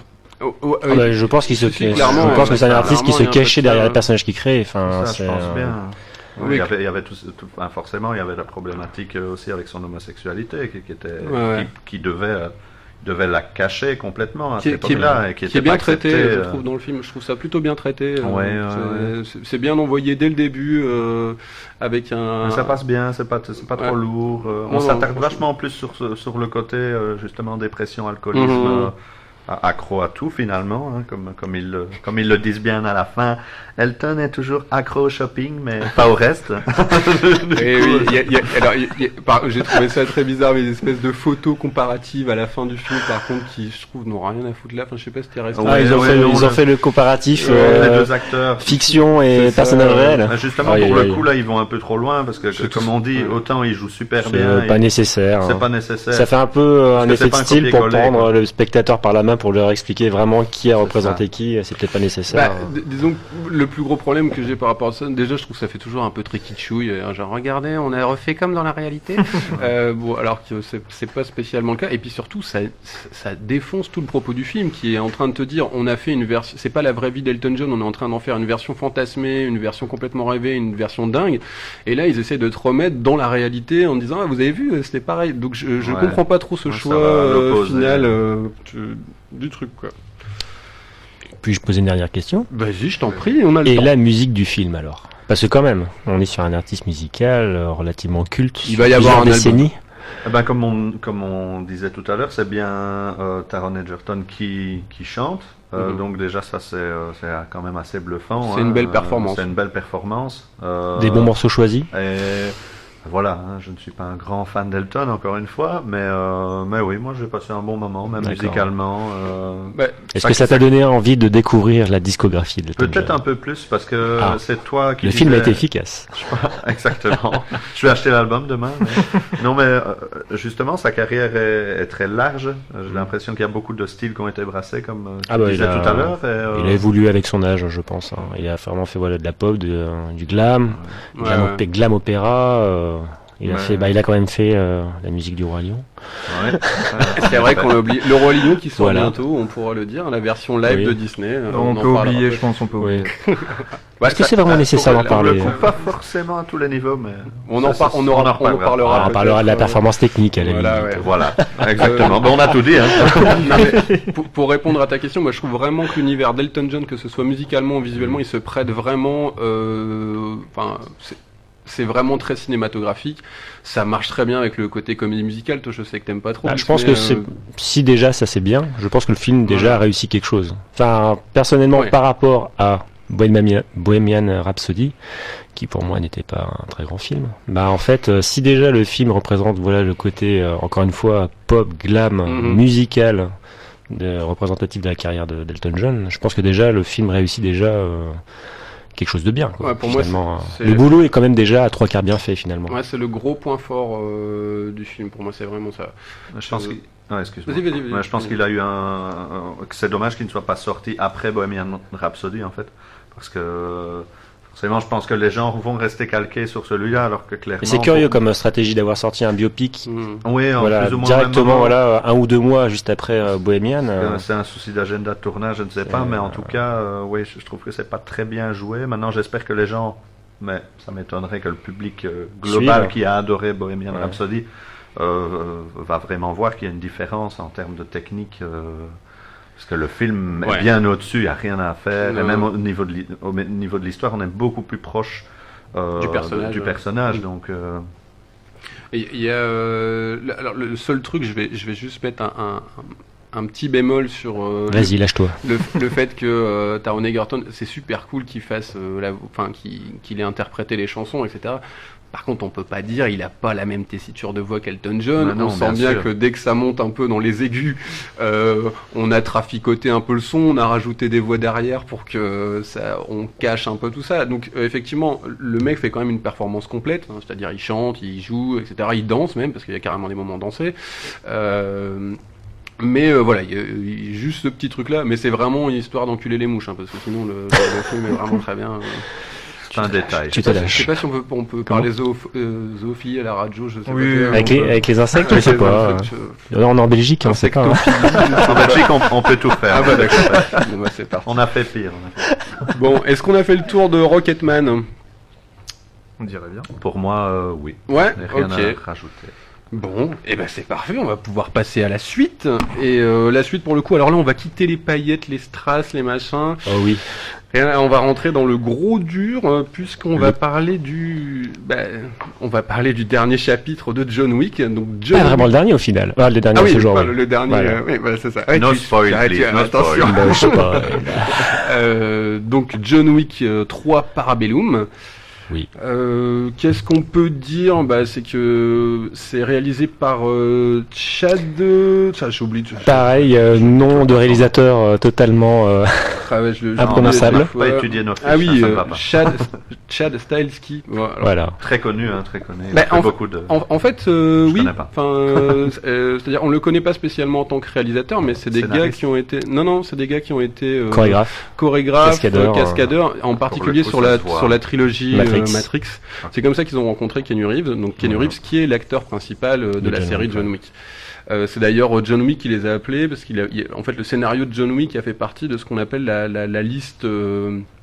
Je sais plus comment ils s'appellent ça, la boîte noire aux États-Unis. Donc c'est les meilleurs scénarios jamais réalisés. Qui n'ont jamais été réalisés. Voilà. La liste noire. La liste noire, et qui traînait comme ça depuis un bon petit moment dans les studios. Et du coup, il a proposé, c'est le scénariste dont j'ai oublié le nom, qui l'a proposé à Keanu Reeves, et Keanu Reeves qui l'a proposé aux deux chorégraphes qu'il avait rencontrés. Voilà. Car le premier film a été donc réalisé par deux réalisateurs, Ouais, ils étaient deux, Robin Fletcher et donc le second dont j'ai déjà Chad Stahelski, c'est en même temps et le après premier voilà Robin Fletcher qui après a parti sur d'autres productions, je crois, comme Atomic Blonde avec oui, exact, ouais. Qui est pas terrible. Charlize d'ailleurs. Theron. Je trouvais ça un C'est peu pas poussif, c'est pas nul. Et si Voilà. je dis pas de bêtises, Robin Fletcher était pas le réalisateur justement de Bienvenue à Zombieland? Non. Je sais pas. Alors Vérification. peut-être vite. Alors Sortez peut-être vos que je me suis téléphones. trompé de nom. Et je crois que c'est le même réalisateur qui a réalisé le Deadpool 2 aussi, je crois. Les jeux de c'est pas pourri. Tim Miller, ça Non, Tim Miller, c'est le premier. Ah, c'est le premier, oui, Bon, exact. T'as raison. On s'éloigne. On Mais s'é- après, voilà, le deuxième réalisateur, Chad, on va l'appeler Chad, a réalisé le 2. Appelons le Tchad. A réalisé le 2 et le 3, effectivement. Ouais. Alors pour quelqu'un qui comme moi s'est arrêté au premier John Wick, Ah, non. qui était Vas-y, très bon, mais qui manifestement racontait juste l'histoire d'une personne qui, parce qu'on a tué son chien, tué 200 personnes. Et voler que sa- raconte et le voler deux sa et surtout le voiture. trois. Je Et trouve voler que sa c'est voiture. peu, moi, pour avoir tué son chien, mais bon, c'est question de point Parfois, de vue. avec peu sur un scénario, tu peux faire. Tu peux tenir 2 heures sur un film. Et, Un non, film du coup. 3 films. Tu peux tenir sur 3 films. Voilà. Sur la voiture, Dans les 3 après, films, quand il est même, toujours une vénère à histoire cause de de son voiture. chien. Voilà. Après, voilà, il y a un nouveau fil rouge qui se crée à partir du 2 où on est vraiment dans le développement d'un univers. Hein. Mais, Pardon, ouais. Florian, du coup, j'anticipe un peu ta question parce que je suppose que tu demandais est-ce qu'on peut enchaîner sur le 3 si on n'a pas vu le 2, c'est ça Par exemple. Ouais. Oui. non. Alors, mais le 3 commence vraiment là où le 2 se terminait et il y a quand Voilà. même tout un univers qui est mis en place Dans le 2. Dans le 2 et si t'as pas vu le 2, ça risque d'être compliqué. Je sens que quand même le 3 Ouais, fait non, beaucoup c'est de vrai. références. Après, le 3 fait beaucoup de références à ce qui s'est passé dans le 2. Dans le 2, On c'est cite vrai. des personnages, etc. Mm. On parle de certains événements passés. Bon, le 2 peut être résumé, et après tu peux aller voir le 3. Mais effectivement, je trouverais ça un petit peu dommage, sachant que vraiment, voilà, le 3 est la suite directe du 2, quoi. Mais du coup, on a vraiment un univers qui est en train de se mettre en place avec John Wick et c'est pas juste 3 bêtes films d'action. T'as Bah là, vraiment quelque voilà. chose derrière.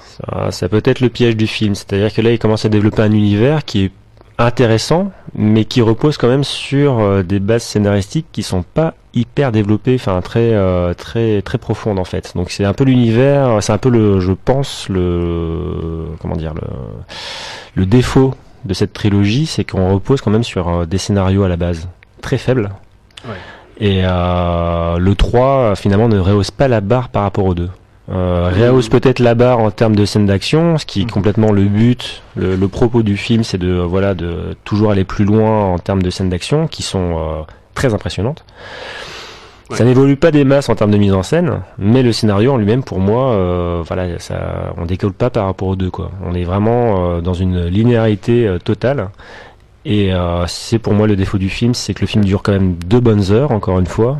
Et personnellement, j'ai senti qu'à partir d'un moment, les 2 heures commençaient à se traîner en longueur, quoi. Un peu longue. Un peu long. Bliss, vas-y, dis-moi ce que t'en as pensé. Je trouve qu'on le ressent fort justement dans le 3, ce manque de base de scénario dans Ah ouais. les 2 premiers, parce que il développe quand même beaucoup plus. Bah, je trouve que ce qu'il développe, c'est pas, voilà. Mais c'est pas assez. Ça apporte rien finalement. Voilà. Exactement. On parle de personnages clés qui sont à la tête de quelque chose, pour pas trop dévoiler, voilà, la base du film. Mais finalement, c'est excessivement survolé. Enfin, les gars, quand même, ils voyagent à travers toute la planète pour différents délires, pour finalement pas raconter grand chose. J'ai une théorie par rapport à ça, je vous en parlerai tout à l'heure. Et moi, ma plus grosse déception, excuse-moi, mais moi, ma plus grosse déception, c'est le personnage de Alberi. La promo du film repose aussi sur un personnage féminin, fort quand même. Et je trouve ça un peu dommage d'avoir exploité ce personnage pendant, on va dire, les 10 minutes du film. Mais bon, après, sur ces 10 minutes, on a quand même, enfin, pour moi, l'une des meilleures scènes d'action du film, qui se passe à Marrakech, Ouais. avec les chiens. Tu parles la scène des chiens. Voilà, avec, qui est en faux plan séquence, mais qui est quand même vraiment dingue. Impressionnant. C'est vraiment l'une des scènes qui m'a scotché vraiment sur le film, et je me suis dit, ouais, si le film est de ce niveau-là jusqu'à la fin, mais au moins il y a ça, quoi. Tu vois, au moins tu restes vraiment sur un niveau d'adrénaline qui est intéressant. Mais après, voilà, je trouvais que voilà, le scénario poussait pas ce qui avait été proposé dans le 2. Ce que j'aimais bien dans le 2, c'est que c'était nouveau. Ils introduisaient cet univers-là, donc c'était quelque chose, un axe nouveau. Mais après, le 3, je trouve que ça n'a pas développé plus que ça. Ouais, non, hein, pareil, Vas-y, hein, à dis. part toujours les scènes, la chorégraphie qui est juste énorme. Enfin, en Poussé termes de jusqu'à son films paroxysme. d'action, On est oui, vraiment bon, ils vont même un peu trop loin. trop loin vers la fin dans le 3. Dans le cassage de décor, à la fin, c'est trop là. C'est dans la salle de verre, la salle où il y a tous les, toutes les statues en verre, cristal, je ne sais pas quoi. T'as une colonne de 10 statues en cristal. En fait, bah, ils cassent les 10 statues. Enfin, tu te dis à un moment, ouais, ils vont peut-être pas tout niquer le décor, mais en fait, si. On sent qu'ils ont eu un budget, un moment de colonnes en verre, Voilà. et qu'il fallait les Voilà. détruire. Ils ont dit, voilà. On rentabilise. Elles sont là, tant qu'à faire, on va les Tant détruire. qu'à faire. quoi. Il y a un moment, ça devient limite un peu ridicule. Ça devient un peu ridicule. Ils Ouais. le jettent dans le truc en verre, tu te dis, ok, d'accord, On a deuxième, compris, deuxième, troisième, troisième. quatrième. Tu sais, au bout de 10, tu te dis, mais le mec, il Non. a pas compris qu'il fallait qu'il s'éloigne Voilà. de ce genre de truc. Trouve un autre moyen pour tuer John Wick. Là, facile. Ils veulent tellement être généreux. Moi, j'adore Alors, ça quand on est généreux au cinéma, ça fait plaisir. Ça fait plaisir quand c'est bien fait, surtout quand c'est bien fait. Quand c'est bien fait, parce qu'il y a tellement de plus en plus, j'ai l'impression, de censure. Enfin, quoi qu'avec les films genre R-Raid qui ont bien marché, on a l'impression qu'il y a un mouvement dans ce côté-là aussi de continuer à faire des films interdits au moins de 16 ans. Bref, c'est très généreux, mais c'est tellement généreux qu'à un moment, ça devient limite nanardesque dans le 3 en tout cas. Scène avec le cheval par exemple dans l'écurie qui est quand même la meilleure exploitation d'un cheval dans une scène d'action. Je suis désolé. Attends, tu peux me décrire ça commence à m'intéresser. Alors, est-ce que c'est pas un gros spoil? Non, c'est pas un gros spoil. Je pense que de toute façon, on risque pas grand-chose si on spoil John Wick. Non, quoi que ça marche bien. Oui, mais c'est pas une scène clé, c'est pas une scène attendue, donc tu peux raconter. Pour qui les gens vont pas voir John Wick pour les enjeux dramatiques, je pense, donc on peut y aller. Donc effectivement, tu peux parler de la scène du cheval. Bliss, vas-y, je t'en prie. Du coup, tu as John Wick qui arrive, qui est en train de s'échapper parce qu'il y a tous les assassins un peu du monde qui sont à ses trousses. C'est au début du film. C'est au début du film, ouais. Il arrive dans une écurie et il utilise un cheval comme ça en lui tapant sur le cul. Donc le cheval rue en arrière, il éjecte une première fois son assaillant. Le problème, c'est que la scène recommence un peu plus loin, et là, tu as l'impression que le mouvement des pattes arrière du cheval est en train de bugger, et le fait en répétition, genre mitraillette, comme ça, ça en devient un peu, moi je trouve, nadardesque. Mais, pour le coup, en fait, je pense que c'est des films qui ne réfléchissent pas à la cohérence concrètement de ce qu'ils sont en train de raconter, parce que mais totalement, John Wick est immortel dans ce film. Il faut expliquer quand même que là on est en train de parler d'une course-poursuite à cheval, mais ça se passe pas au milieu du Texas, c'est-à-dire que c'est en plein New York. Voilà. Tu te retrouves avec une circulation et des calèches, ça termine par une course-poursuite, etc. Et donc, et à un moment donné.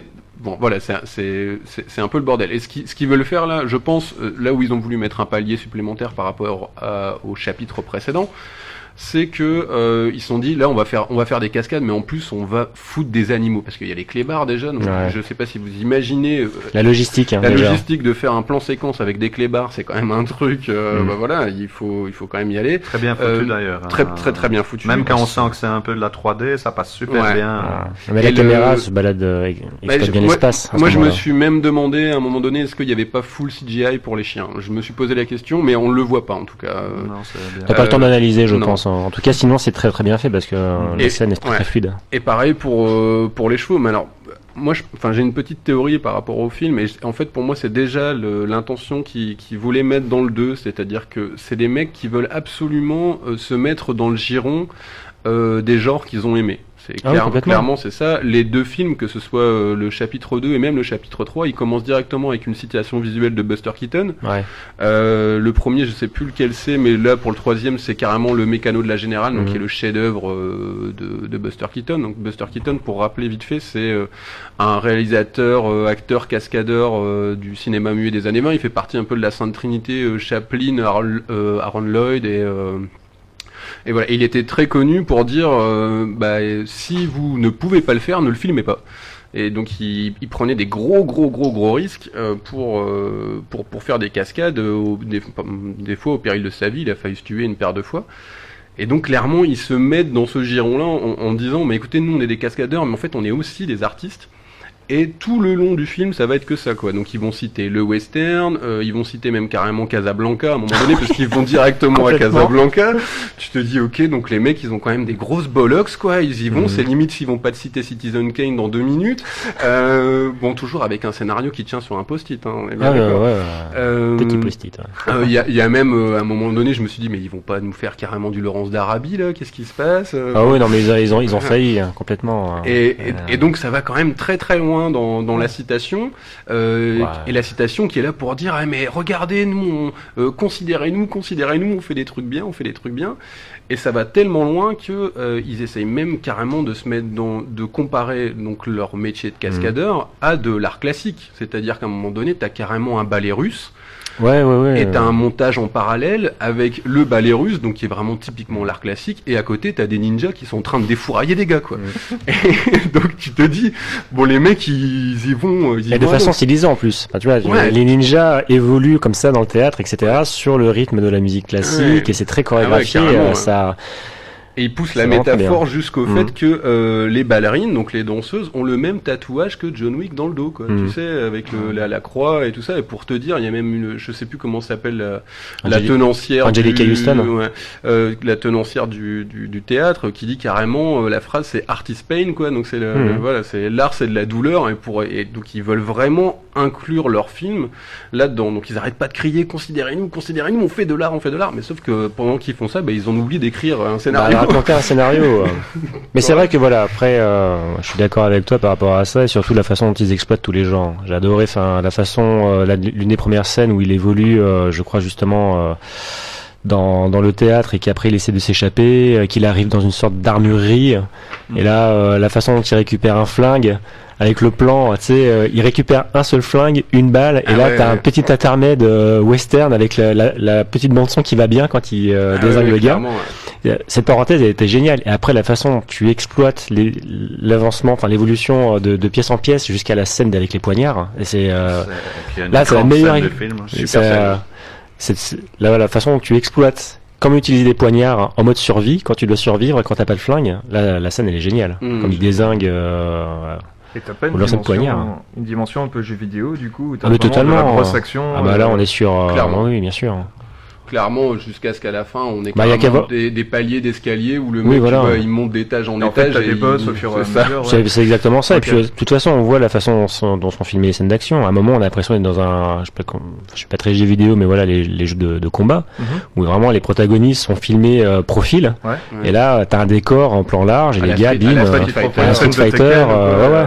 Et c'est un peu ça, voilà, ils mélangent tous les genres, mais ils les exploitent très très bien, mais c'est malheureusement au détriment d'un bon scénario, enfin d'un scénario un peu plus creusé. Mais après voilà, j'ai un petit coup de cœur quand même de réexploiter, de revenir sur le devant de la scène, Marc Dacascos. Ouais.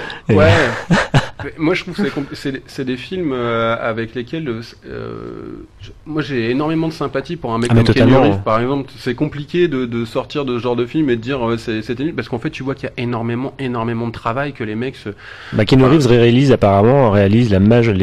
majorité de ses cascades en fait. Et là c'est pour ça qu'il accepte de faire ses films, c'est que justement derrière Keanu Reeves c'est toujours été un acteur un petit peu à l'ancienne, hein, donc il aime bien voilà cette école un peu. Il a réalisé, donc j'ai oublié le nom, il a réalisé un très bon documentaire sur le cinéma, rapport entre la pellicule et le numérique, bon bref, mais il aime bien, enfin voilà, le cinéma un peu old school, et il a aussi cette culture cinématographique du film de samouraï, de western, etc. Et voilà. C'est pour ça qu'il accepte ce genre de projet, hein. C'est parce qu'en plus de toute façon on voit qu'il porte le projet sur les épaules. C'est pas là, on en oublie limite, malheureusement le nom du réalisateur, mais tu vois, c'est vraiment, tu penses à John Wick, tu penses à Keanu Reeves, pas au réalisateur. Ah ouais, c'est clair, c'est vraiment. D'ailleurs, on peut dire aussi qu'en tant qu'acteur, il y a aussi Laurence Fishburne, qui était déjà présent dans le jeu. Ouais, voilà, qui fait un petit côté Matrix, bien évidemment. Est-ce qu'ils lui ont mis ses petites lunettes aussi?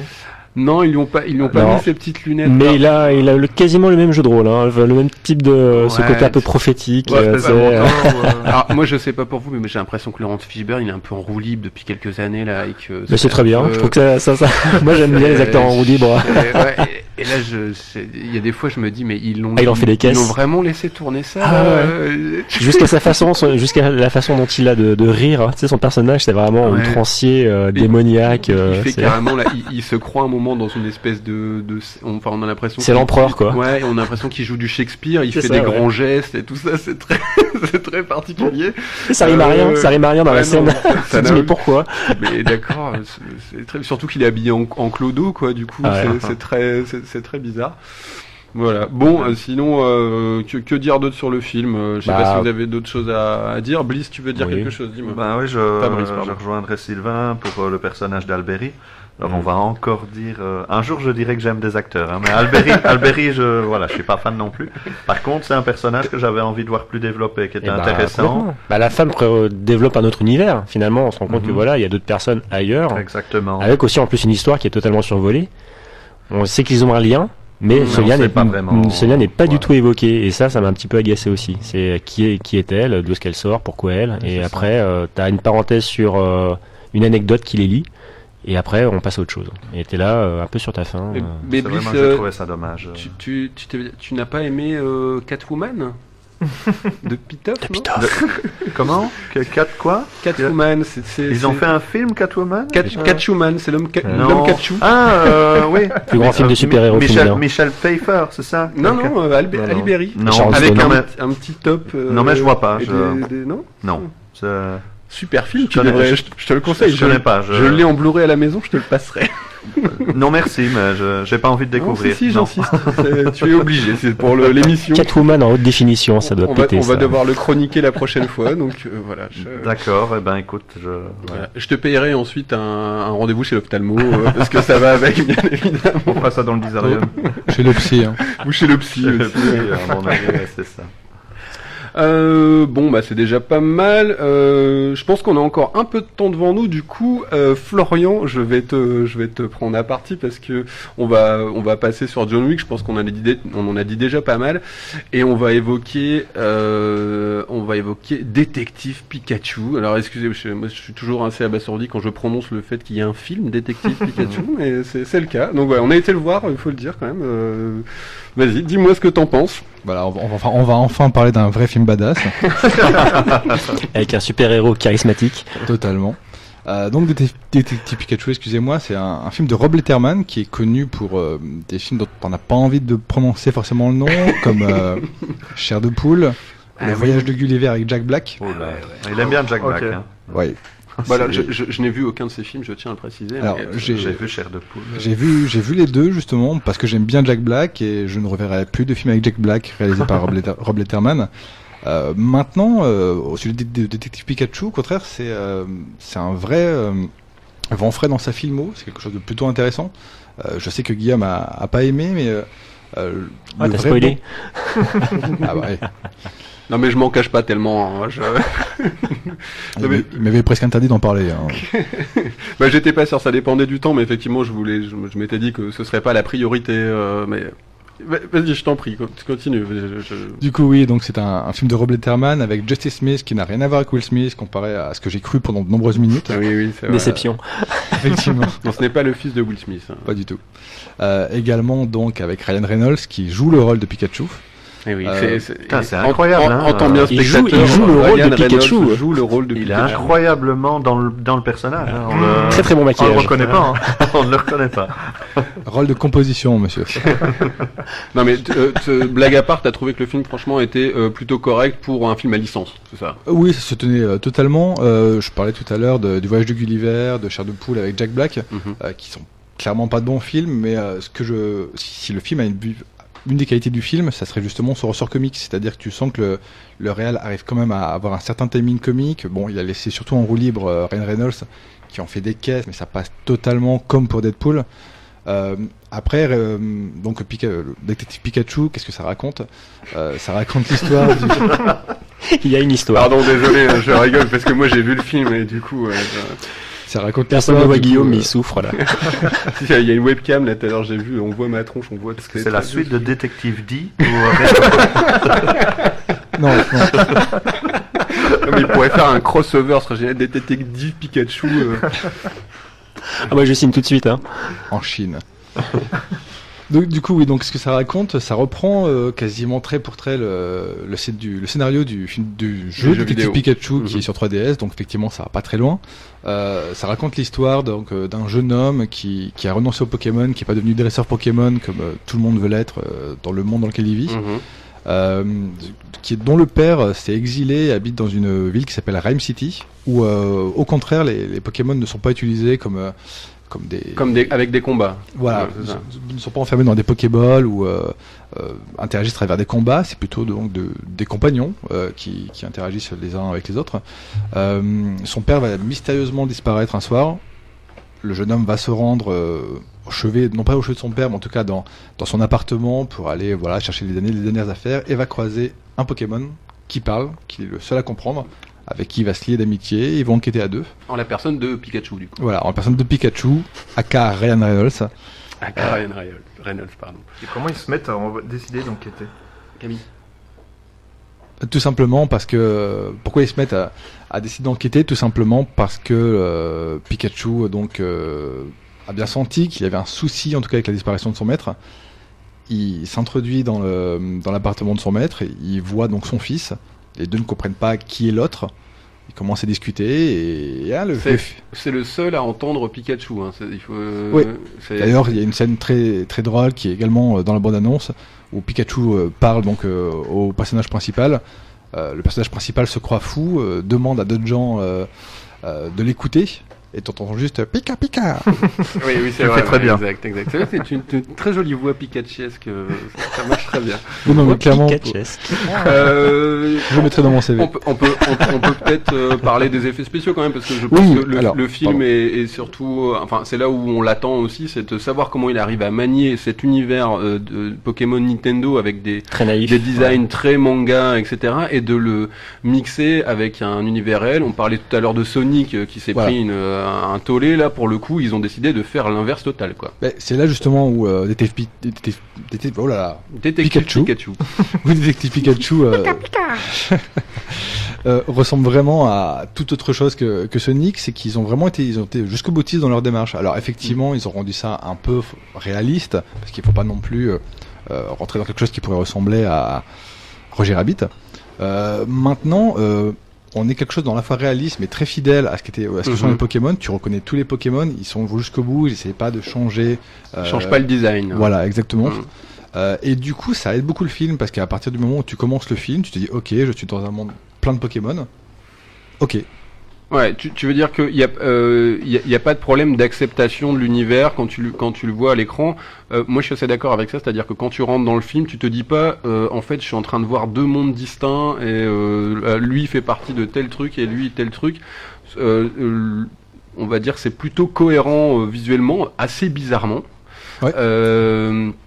Sauf que, alors, pour moi, je trouve qu'il y a un truc qui fonctionne très bien. Enfin, c'est le fait que Pikachu, par exemple, c'est un des Pokémon qui a de la fourrure, quoi.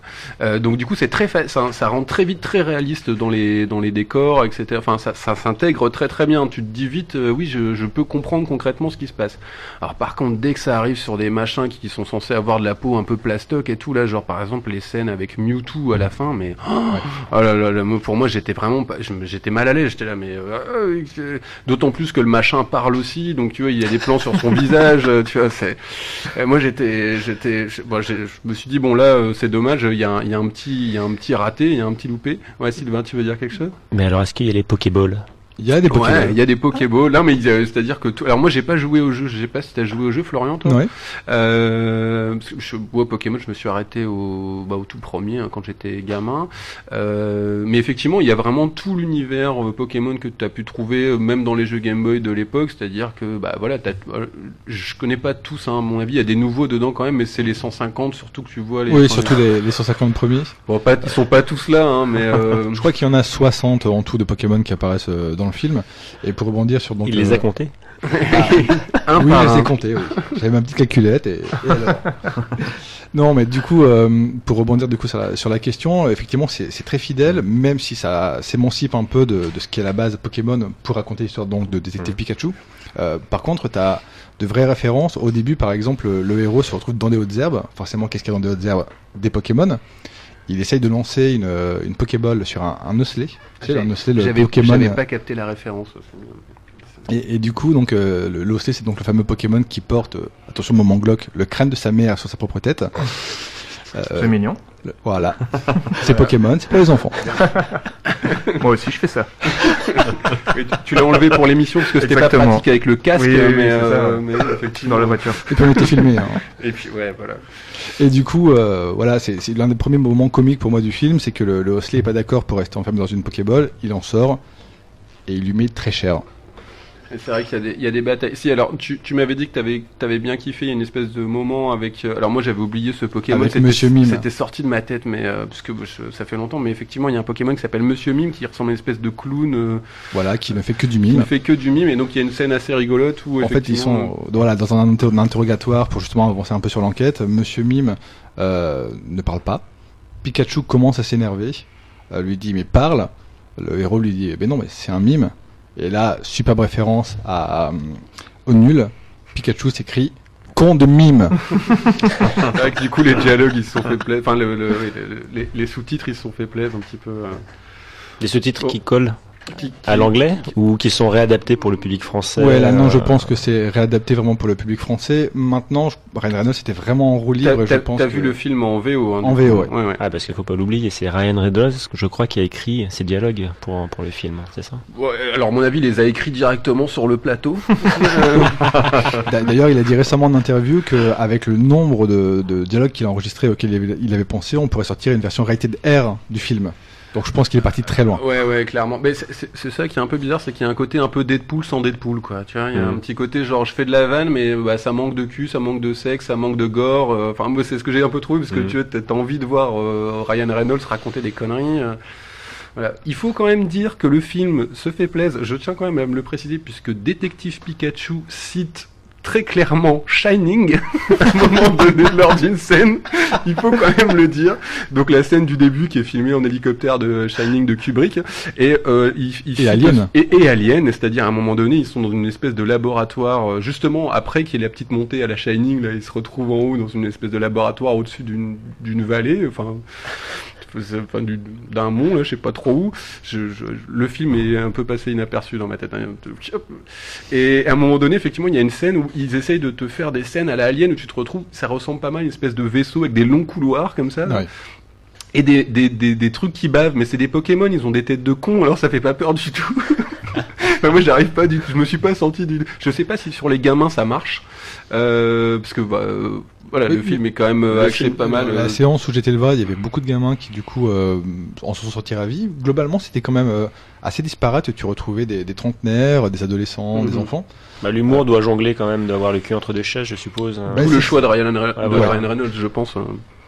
Après, malgré tout, je souscris aussi à certains défauts que tu as évoqués, mais je trouve que c'est un film qui reste vraiment feel good movie. C'est un film doudou.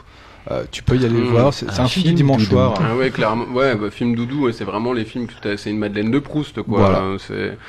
C'est le principe. Bon, après, moi, je trouve que pour le coup, tu disais que le scénario est tiré du jeu vidéo, mais j'ai envie de dire, ça se voit, puisque les relations entre les personnages ressemblent vraiment à des bulles toutes connes que tu pourrais être en interaction avec un PNJ, quoi. Ah, totalement. Et à un moment donné, ils se parlent, et puis c'est genre, hey, salut toi, comment tu t'appelles? Moi, je m'appelle comme ça, moi, je m'appelle comme ça. Ok, on fait l'aventure ensemble. Oups, c'est parti. Tu vois, il y a un petit. Vas-y, Camille, tu veux dire quelque chose? Oui, non, justement, moi, j'ai pas vu le film, mais par contre, j'ai l'impression que justement, ils ont pas fait l'erreur qu'a fait Sonic. Sonic, ils ont essayé, le film Sonic, ils ont essayé de transposer, de forcer en fait à l'appel le personnage de Sonic, de l'intégrer dans un univers réel, alors que de l'autre côté, donc Pokémon, de ce que j'entends, c'est vraiment un univers où les Pokémon sont normaux, où ils font partie de cet univers, et du coup ça marche bien. Bah, le film a son côté peut-être plus assumé, tout simplement. Enfin, oui, visuellement, ils assument l'univers Pokémon et ils réussissent à l'exploiter de façon intelligente. Je pense que Nintendo a pas envie de se foirer avec son image de marque, alors que Sega ils font n'importe en quoi, a un peu plus rien à foutre, et ils veulent, le Sega là, ils veulent juste avoir leur part du gâteau. Le film est vraiment pensé comme une grosse pub pour le hérisson, parce que je pense qu'ils avaient derrière la tête de se dire bon, on va faire un film Sonic, et puis derrière on va sortir 2-3 boosts jeux vidéo bien sentis. Mais on parlait de roue libre tout à l'heure, et ces gars ils sont complètement là-dedans. J'ai l'impression, ça fait pas mal de jeux, ils font pas mal de choses où c'est vraiment n'importe quoi. Les Sonic en 3D, le film, ça part dans tous les sens. Déjà, ils arrivent pas à se renouveler en termes de jeu, alors de là à se renouveler en film. C'est quand ils reviennent à des trucs un peu plus old school comme les premiers Sonic que là ils s'en sortent, mais sinon c'est. Après, c'est dommage. Après, Yuji Naka, qui du coup est le créateur de Sonic, a quand même été très critique en ayant vu les premières bandes annonces. Effectivement, les jeux Sonic sont assez mauvais depuis quelques années. Je pense que le dernier bon, ça doit être Sonic Adventure. Sonic Mania aussi. Non, Sonic Mania est très très bon. Et moi j'avais apprécié, je vais me faire taper sur la tronche par les gamers, mais même Sonic 4 épisode 2, je trouve que c'est un... Non mais si on passe la maniabilité, je trouve qu'il y a des idées intéressantes dans le jeu. Voilà, c'est parenthèse fermée. Je te pardonne. Je sais pas si on a fini, vous voulez rajouter quelque chose? On va peut-être pouvoir passer à un épisode un peu plus vénère, un peu plus gore, un peu plus spécial, puisque ça va être la chronique de Camille bientôt.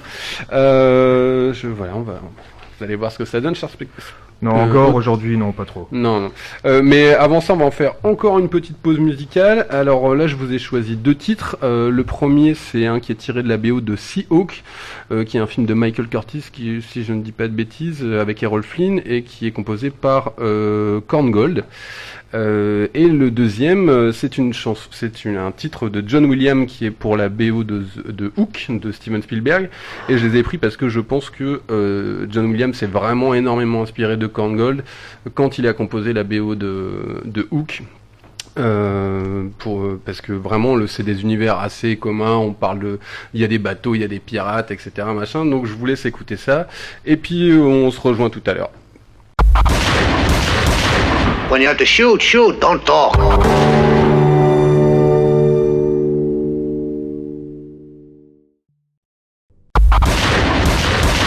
When you have to shoot, shoot, don't talk. Et on est de retour et on va bientôt enchaîner avec la chronique de Camille. Le Bizarrium. Et je vais lancer le jingle tout de suite. Je ne vous dis pas de quoi il s'agit, mais vous allez voir, ça va être pas mal.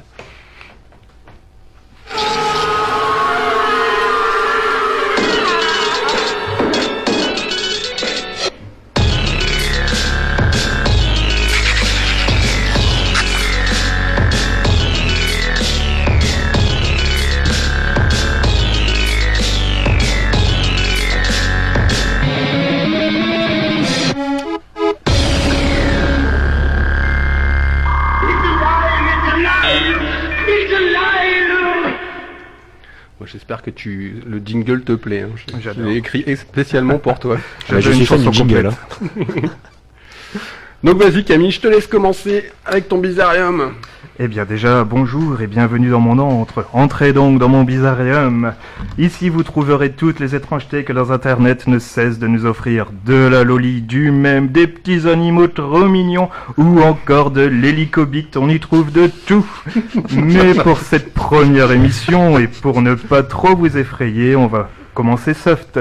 Et nous allons parler de Gabe.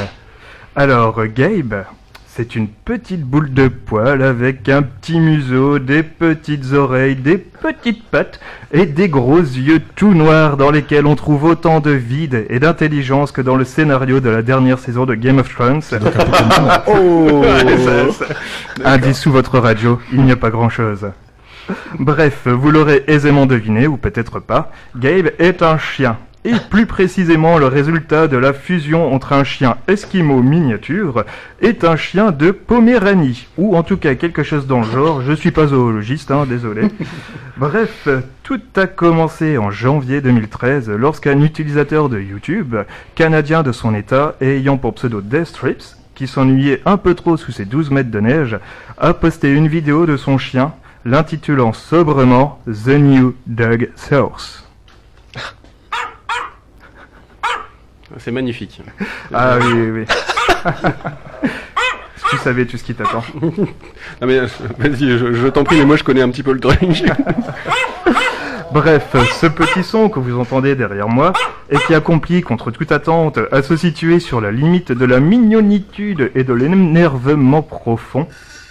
Donc je voulais juste revenir sur le nom de la vidéo. Car Deathstrip l'a prénommé The New Dog Source, ce qui veut dire en bon françois la nouvelle source chien. Le mec sait ce qu'il fait, il sait ce qu'il va arriver, et personne n'est encore prêt à ça.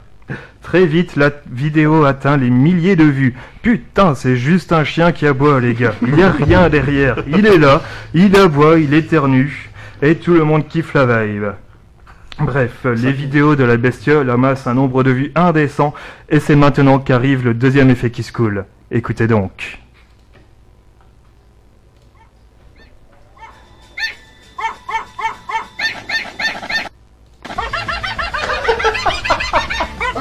C'était pas celui-là, pardon, attends. Non, apparemment, non, c'était pas ça, mais c'est pas grave. C'est celui-là ? Oui.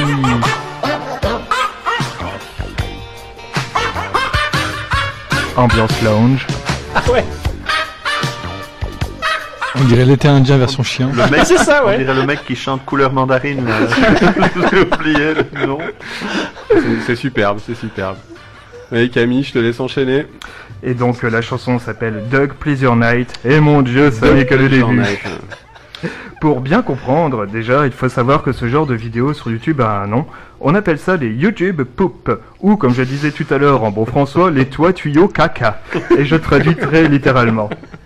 Donc généralement dans ces vidéos on va reprendre des sons existants qui peuvent provenir de n'importe quoi, de n'importe où, ça peut être des sons de films, de gens qui parlent, de musique, bref on les remixe, on assemble tout ça et on en fait une nouvelle vidéo, la plupart du temps complètement absurde. D'ailleurs sur Wikipédia il cite Michael Wesh qui définit les YouTube Poop comme, je cite, les remixes les plus absurdes qui singent et ridiculisent les plus bas standards techniques et esthétique de la culture remix afin de la commenter elle-même. Si vous n'avez pas compris, c'est pas grave, moi non plus.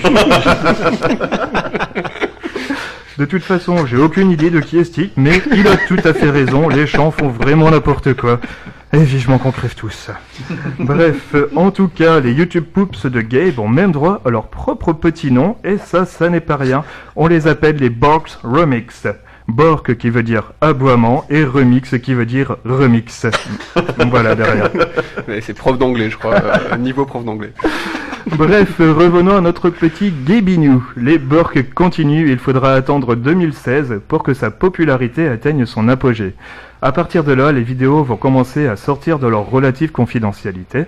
Les remixes abondent et je ne résiste pas à vous faire écouter cette version revisitée. On a déjà entendu un petit extrait tout à l'heure du fameux French Cancan.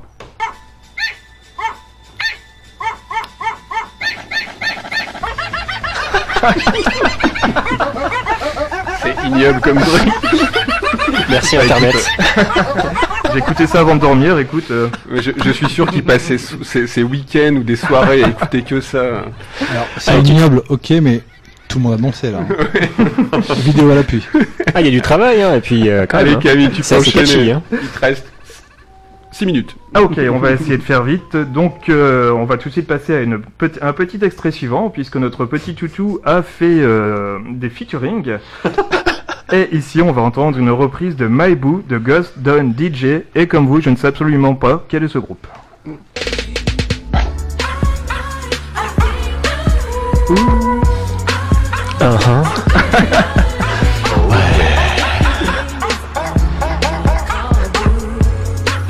Oh oui. Ah, c'est super classe. Hein. Musique de lover. Ah, c'est chaud. Et attention, il y a du lourd qui arrive. Parce que maintenant, ça va être carrément l'arche de Noé qui va se ramener au complet pour poser son flow. Putain, c'est de pire en pire. Et en même temps, c'est sans doute la meilleure reprise de la chanson Chop Suey de System of a Down.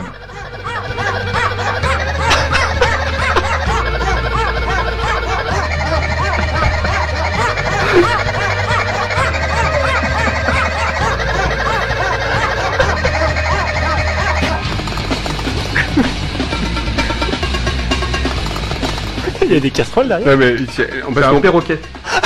parce qu'il y a toute une ménagerie là. Mais alors il faut savoir, c'est parce que Et là, c'est un hippopotame. ouais, vous avez pas la vidéo en plus avec, parce que en plus les visuels sont particulièrement dégueulasses, il faut le dire.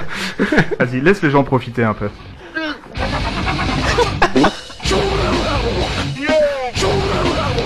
Et donc là, on a des chiens, on a des chats, des perruches, une chèvre, un hippopotame, un fuck, un singe. Les gars, on est en Panthéon. Et je vous laisse trouver quelles sont les autres bestioles. Mais les internets ne se sont pas arrêtés à ces fameux Borks Remix et se sont aventurés sur d'autres terrains. Par exemple, la bande originale du jeu indépendant Undertale, aux notes délicieusement rétro, et que je vous conseille très fort au passage, a été ainsi entièrement remixée en utilisant les sons de Gabe. Voilà ce que ça donne. Yeah. Ça rend bien, non? Totalement. Génial. Tu peux pas niquer du travail derrière quand même. Hein. Ah non. Et on va aussi passer à un autre jeu culte qui s'appelle Doom et qui n'a pas été épargné non plus malheureusement, ou heureusement puisque sa BO a également été gaybisée. Il y a vraiment plus de respect mes braves gens.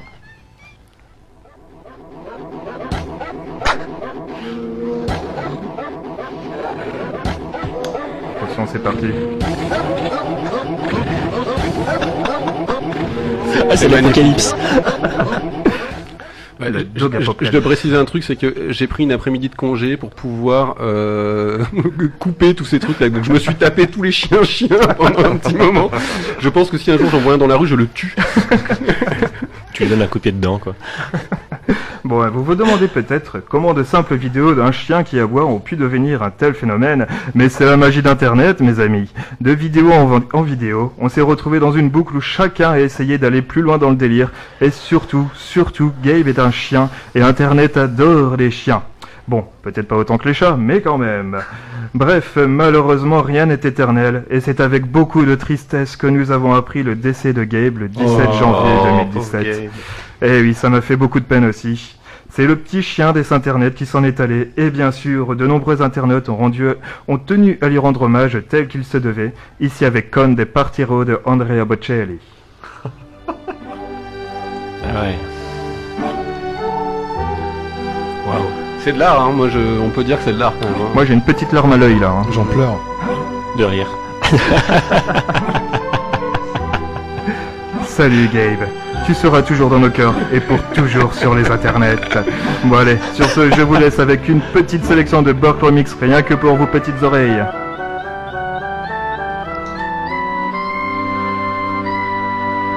Ça arrive. Non, Pas ça tout de n'arrive suite. pas. Alors, je pense que Guillaume veut profiter de celle-ci. Ouais. Dans le synthé comme ça, c'est beau. Il s'est attaché au chien pendant son après-midi. C'est ça. Oui. Je pense qu'il ne veut pas. Il ne veut pas gâcher ce moment intense, Le disque est dur à griller. ce moment Ça y est. sensible. Ouais, mais je suis deg en plus parce qu'il y avait une version de Bohemian Rhapsody que je trouvais juste super. Ah bon? Et on devait avoir du Snoop Dogg aussi. Bon, dans tous les cas, Bon. c'est la fin. Il nous reste C'est une pas grave, minute hein. pour déjà, vous dire bravo. au revoir et puis je vais dire merci à mes chroniqueurs et puis Merci à je vais toi. dire merci à Patrick et à toute l'équipe de Pacific FM pour nous permettre de faire cette émission.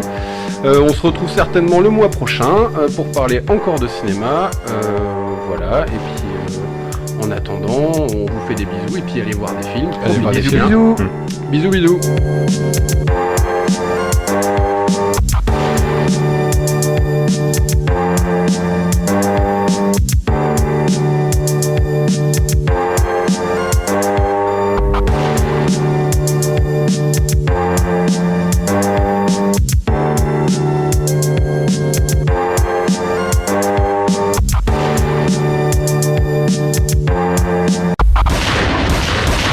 When you have to shoot, don't talk.